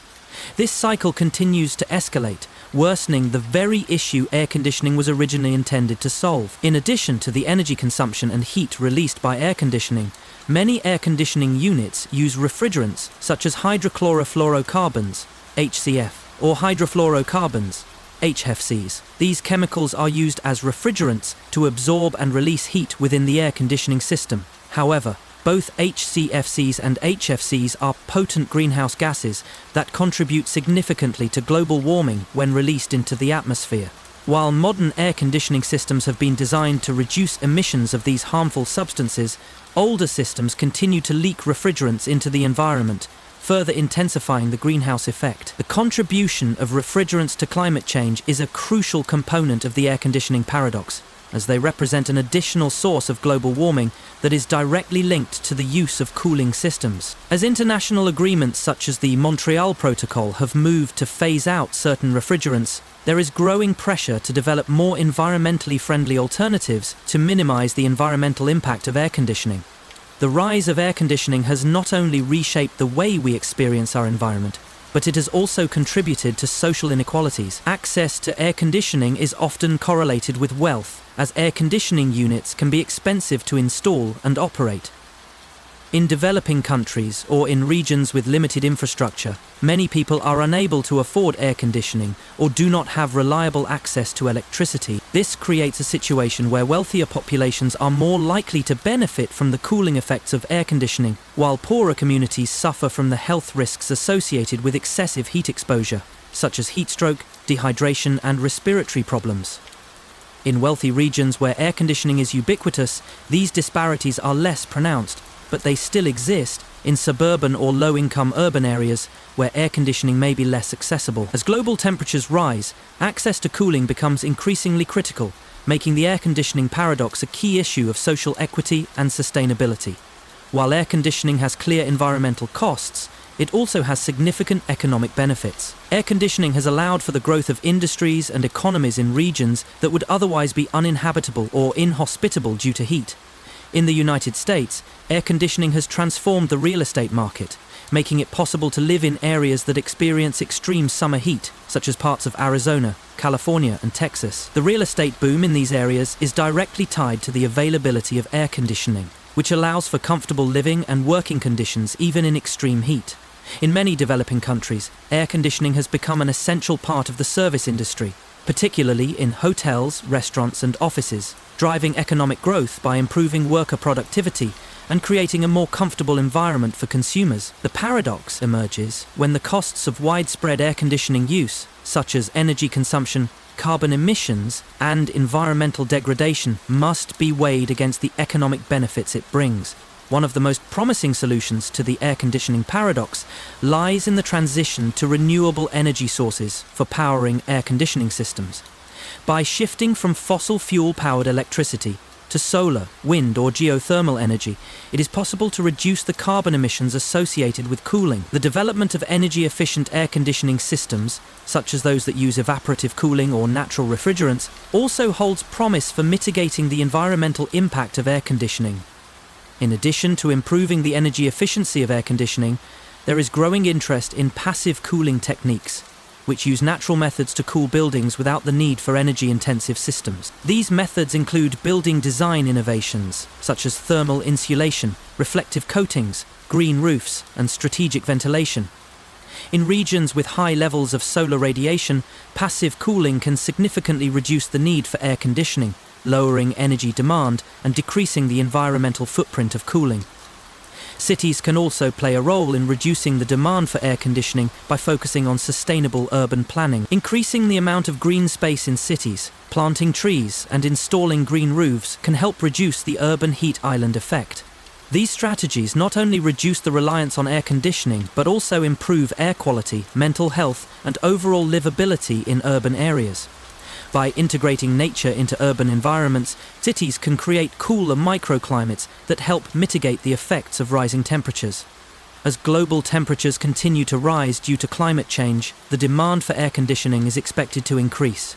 This will likely exacerbate the air conditioning paradox, creating a vicious cycle of higher energy use, more carbon emissions, and further environmental damage. However, the ongoing development of sustainable technologies, renewable energy solutions, and smart cooling systems offers hope for mitigating this paradox. The future of air conditioning will likely involve a combination of innovative engineering, renewable energy adoption, and behavioral changes in how we use cooling technologies. In the long term, there may be a cultural shift toward redefining comfort and reducing reliance on air conditioning. As public awareness about climate change and energy consumption grows, people may begin to prioritize more sustainable lifestyles, including minimizing the use of energy-intensive systems like air conditioning. Furthermore, cultural attitudes toward heat tolerance and cooling needs may evolve, with people becoming more accepting of natural cooling solutions or adjusting their habits to rely less on artificial cooling. Bonini's paradox. Imagine you're trying to predict the outcome of a complex event, perhaps a financial market, a political election, or even the outcome of a scientific experiment. The more you focus on making an accurate prediction, the more likely you are to be led astray. This is the essence of Bonini's paradox, the paradox of decision-making and predictability. It suggests that complex systems are inherently difficult to predict, and often the effort to improve predictions actually makes them less reliable. In other words, the more data and information we have, the more we may complicate the process of forecasting. Rather than providing clearer insights, the increasing amount of complex information can overwhelm the decision-making process, leading to more uncertainty and error in predictions. The paradox forces us to confront a counterintuitive truth. In some cases, less information or simpler models might actually result in better predictions than trying to account for every possible variable. Let's explore Bonini's paradox, where the pursuit of greater accuracy and precision can backfire, leading to less predictable and more uncertain outcomes. The concept of Bonini's paradox comes from Giovanni Bonini, a mathematician and economist who explored the relationship between complexity and predictability in decision-making and forecasting. In the 1960s, Bonini observed that as models of complex systems, such as economic markets, social systems, and political events, became more intricate, their predictive accuracy often decreased. His insights were grounded in the observation that as the number of variables and assumptions in a model increased, so too did the likelihood of errors and unpredictable outcomes. Bonini's paradox was a reaction to traditional decision-making models that suggested more data and complexity would naturally lead to better predictions. Instead, Bonini argued that more detailed models could create an illusion of certainty while actually increasing the risk of failure. His findings have had far-reaching implications for fields ranging from economic forecasting to artificial intelligence, where the assumption that more data always leads to better decisions has often been challenged by the paradox. Bonini's work draws attention to the limitations of overcomplicated models and the importance of simplicity and understanding the inherent uncertainty in predictions. The Bonini paradox is particularly relevant in fields like economics, psychology, and political science, where human behavior is inherently unpredictable and models can never capture every factor. Bonini's paradox reveals a fundamental contradiction in the process of decision-making and forecasting. As the complexity of a model or system increases, predictive accuracy tends to decrease rather than improve. This paradox underscores the idea that more information or complex models do not always lead to better decisions, especially in environments characterized by high uncertainty and human behavior. One of the key elements of Bonini's paradox is the concept of overfitting. In predictive modeling, overfitting occurs when a model is too complex or specific to the data it is trained on. While it may appear to provide an accurate prediction for the data it was trained on, it fails to generalize well to new, unseen data. For example, in machine learning, overfitting happens when the model becomes too fine-tuned to the idiosyncrasies of the training set. The more features and variables you include in the model, the higher the chance that it will capture noise in the data rather than the underlying patterns. As a result, the model's accuracy on the training set improves, but its ability to predict future events or outcomes deteriorates. This is the essence of Bonini's paradox. As you add more variables, parameters, and assumptions to a model in an attempt to make it more precise, the model may become less reliable overall. This is because you are essentially chasing complexity at the expense of the model's robustness. In reality, simpler models that account for fewer variables may perform better, as they are less likely to be influenced by irrelevant data. Humans are naturally prone to cognitive biases and heuristics when making decisions. In a complex system where there are numerous factors at play, it can be easy to become overwhelmed by the amount of data available. The paradox emerges because although more information theoretically provides a clearer picture, it can actually increase uncertainty and confusion. For example, in financial markets, investors who attempt to analyze every piece of available data often fall prey to analysis paralysis, where the abundance of information makes it difficult to make clear decisions. Rather than making better informed choices, they may become overwhelmed, leading to suboptimal decisions. This is particularly true when markets are volatile or influenced by unpredictable human behavior. Bonini's paradox suggests that, in some cases, simple strategies based on fewer, more reliable indicators can yield better results than attempting to factor in every possible variable. In systems that involve human behavior, predicting outcomes is inherently difficult. Even with vast amounts of data, there is a degree of randomness or chaos that cannot be accounted for in models. This is particularly true in fields such as psychology, economics, and politics, where individuals and societies do not always behave in predictable, deterministic ways. The Bonini paradox also draws attention to the limits of predictability in these complex systems. While many people expect more data and complex models to yield more precise predictions, these systems are influenced by a multitude of variables, many of which cannot be measured or predicted. The more data you collect, the more difficult it becomes to account for all the factors that might influence the outcome.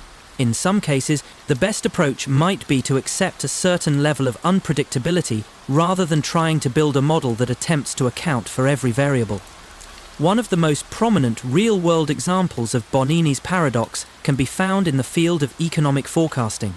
For decades, economists have relied on complex economic models to predict the future of markets, inflation, and growth. However, despite having access to vast amounts of data and powerful computational tools, these models often fail to predict major economic events, such as financial crises, market crashes, or recessions. The more variables that are included in these models, the more they attempt to predict, the less reliable they become.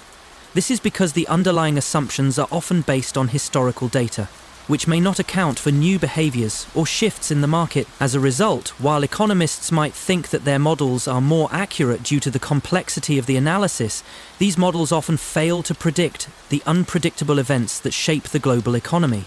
Another example of Bonini's paradox is weather forecasting. Meteorologists rely on increasingly sophisticated computer models to predict the weather, incorporating numerous data points like temperature, humidity, pressure systems, and wind patterns. Despite these complex models, weather forecasts are often inaccurate beyond a few days, especially for long-term predictions. The paradox emerges because, while meteorological models have become more complex and rely on more data, the inherent chaotic nature of weather systems makes long-term forecasting extremely difficult. The more factors that are considered in the models, the greater the chance that small errors in the data will accumulate, leading to larger inaccuracies in predictions. In healthcare, the Bonini paradox can be seen in the way predictive models are used to estimate patient outcomes, such as survival rates, or the progression of diseases like cancer. These models are built using a combination of genetic data, lifestyle factors, and medical history. However, as the number of variables increases, the model may become overfitted and unable to accurately predict outcomes for individual patients. In the case of chronic diseases like diabetes, a high level of information and personalized data might not always lead to better predictive accuracy.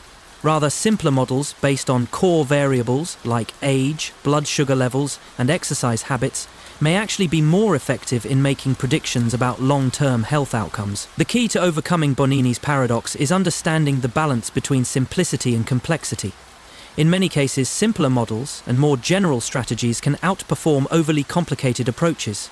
Rather than adding more variables and assumptions to a model, practitioners can focus on the most reliable and significant factors. This involves accepting that some degree of uncertainty is inevitable and striving for robustness rather than perfection.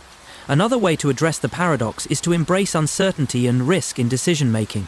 By recognizing that perfect predictions are not always possible, we can focus on building resilient systems that are adaptable to unexpected changes.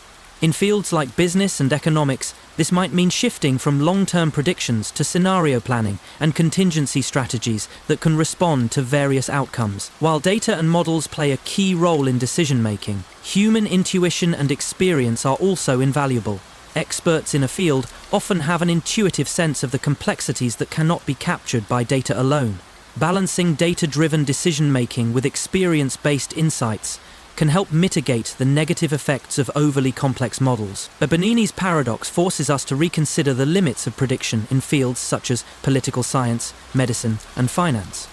While complex models can be valuable tools, they must be used with an understanding of their inherent limitations.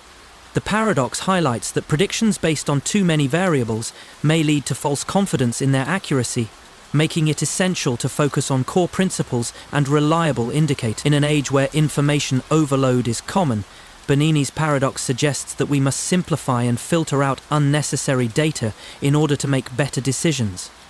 By focusing on the most relevant factors and embracing the uncertainty that comes with complex systems, we can improve decision-making processes in uncertain environments. Buttered cat paradox. Imagine a scenario where you take a slice of bread, butter it on one side, and then drop it. The buttered side will likely land face down. But what if you then take a cat, butter its back, and drop it as well? According to the buttered cat paradox, the cat will land on its feet, and the buttered side of the bread will always land butter side down. But what happens when you combine the two? You end up with a buttered cat. A paradox where the cat and the bread seem to create an infinite loop of falling and spinning, with each object cancelling out the other's natural tendencies. This humorous yet thought-provoking paradox has fascinated many as a quirky blend of Murphy's Law and randomness. Can order, the cat landing on its feet, and chaos, the bread always landing butter side down, exist simultaneously? Could this paradox be more than just a playful thought experiment, suggesting deeper philosophical implications about determinism, randomness, and chaos theory? Let's explore the buttered cat paradox, where randomness and the laws of nature collide in an absurd yet strangely captivating way. The buttered cat paradox is a humorous thought experiment that plays on two well-known ideas, Murphy's Law and the laws of physics. Murphy's Law, which states anything that can go wrong will go wrong, suggests that things have a tendency to break down or fall in a way that is least convenient. Meanwhile, the laws of physics, particularly the idea that a cat always lands on its feet, are part of a long-standing curiosity about the natural world's behavior under force or gravity. The paradox itself likely emerged as a humorous take on the two contrasting principles. One that suggests order, the cat's ability to land on its feet, and the other that suggests chaos, the buttered bread always landing butter side down. In fact, the paradox was popularized as an internet meme in the early 2000s, where the absurd image of a buttered cat spinning in mid-air to perpetuate both law-like phenomena became a widely circulated joke. Though there are no serious scientific implications tied to the paradox, it reflects common philosophical debates about determinism and chaos. The buttered cat paradox is often viewed as a playful twist on cause and effect, asking the question, can two natural laws that seem to contradict each other coexist in the same universe? Despite being a light-hearted example of randomness and perception, the paradox also challenges us to consider how we interpret contradictory events and the sometimes unpredictable nature of the world. The buttered cat paradox is a humorous yet insightful thought experiment that examines the collision of Murphy's law and natural law. It presents an image of chaos and order existing simultaneously, raising interesting questions about randomness, gravity, and even philosophical concepts like determinism and free will. The buttered cat paradox hinges on the classic principle of Murphy's law. Anything that can go wrong will go wrong. This idea suggests that life is filled with unintended consequences, especially in chaotic and random events. In the case of the paradox, Murphy's law implies that when a slice of bread is buttered on one side and dropped, the buttered side will almost always land down.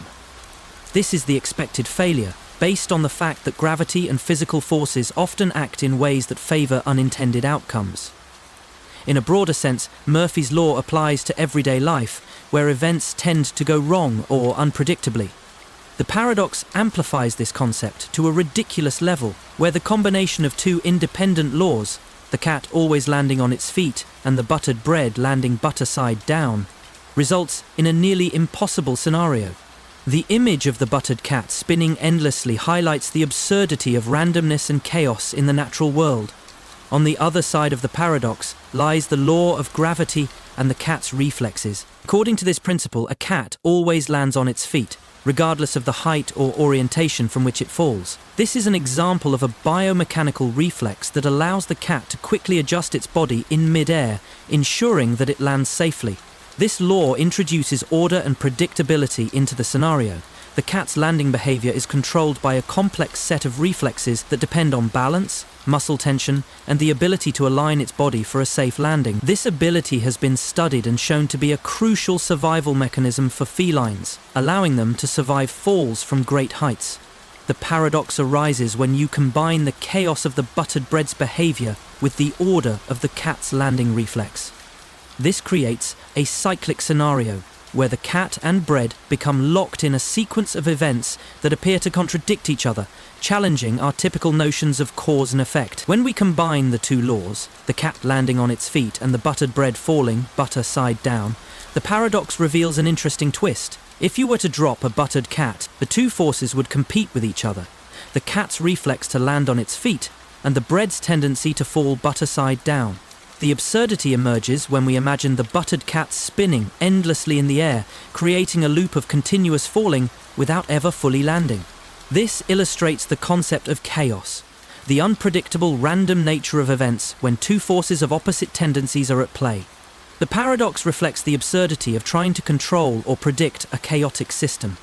Even with perfect knowledge of gravity, physics, and biomechanics, the interaction of these two principles creates unresolvable randomness, demonstrating the limitations of human prediction in complex systems. Despite the chaos introduced by the paradox, the cat's reflexes represent order and stability. The cat, in this case, is seen as an embodiment of control and predictability, as its natural instinct ensures a safe landing in most situations. The paradox, however, complicates this by introducing an external force, the buttered bread, which continuously disrupts the expected result. This interplay between order and chaos challenges the notion of absolute determinism. If everything in the universe were completely predictable, we could trace every outcome to its cause. But the paradox of the buttered cat demonstrates how small random variations can lead to unexpected results, defying our expectations and illustrating the imperfection of natural laws. The buttered cat paradox also invites reflection on the role of randomness in the universe. Much of modern physics and philosophy deals with the balance between order and chaos. Quantum mechanics, for example, has shown that the universe operates in a fundamentally random way at the microscopic level, where particles behave unpredictably. While large-scale phenomena like the cat landing on its feet may seem deterministic, the paradox highlights how randomness on the small scale can have surprising and often humorous consequences. This randomness challenges the notion that the universe is completely deterministic. The buttercat paradox shows that even in a system governed by predictable laws, there is room for uncertainty and chaos. Just as the buttered cat might spin endlessly, we too are caught in a cycle of randomness that we cannot fully predict or control. On a deeper level, the paradox taps into philosophical debates about free will and determinism.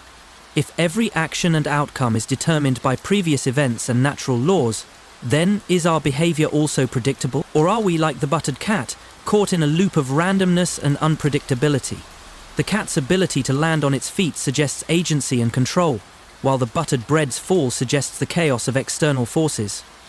This duality raises the question of whether humans have true agency in a world filled with chaos and random events. The buttered cat paradox offers a humorous yet poignant metaphor for our attempts to navigate between order and chaos in our own lives. In the context of Murphy's Law, the buttered cat paradox is a metaphor for the way life often surprises us. Even when we try to plan and control our environment, the universe has a way of throwing us curveballs, much like how the buttered cat behaves unpredictably. This paradoxical interaction highlights how life's chaos can undermine even the best laid plans, forcing us to confront the randomness and unpredictability of existence. The paradox also challenges us to embrace life's randomness and imperfection. It suggests that while we may strive for order and predictability, we must also accept the inherent chaos and unpredictability that come with it. The buttered cat paradox serves as a playful reminder that, much like in the universe, not everything can be neatly explained or controlled, and that's okay.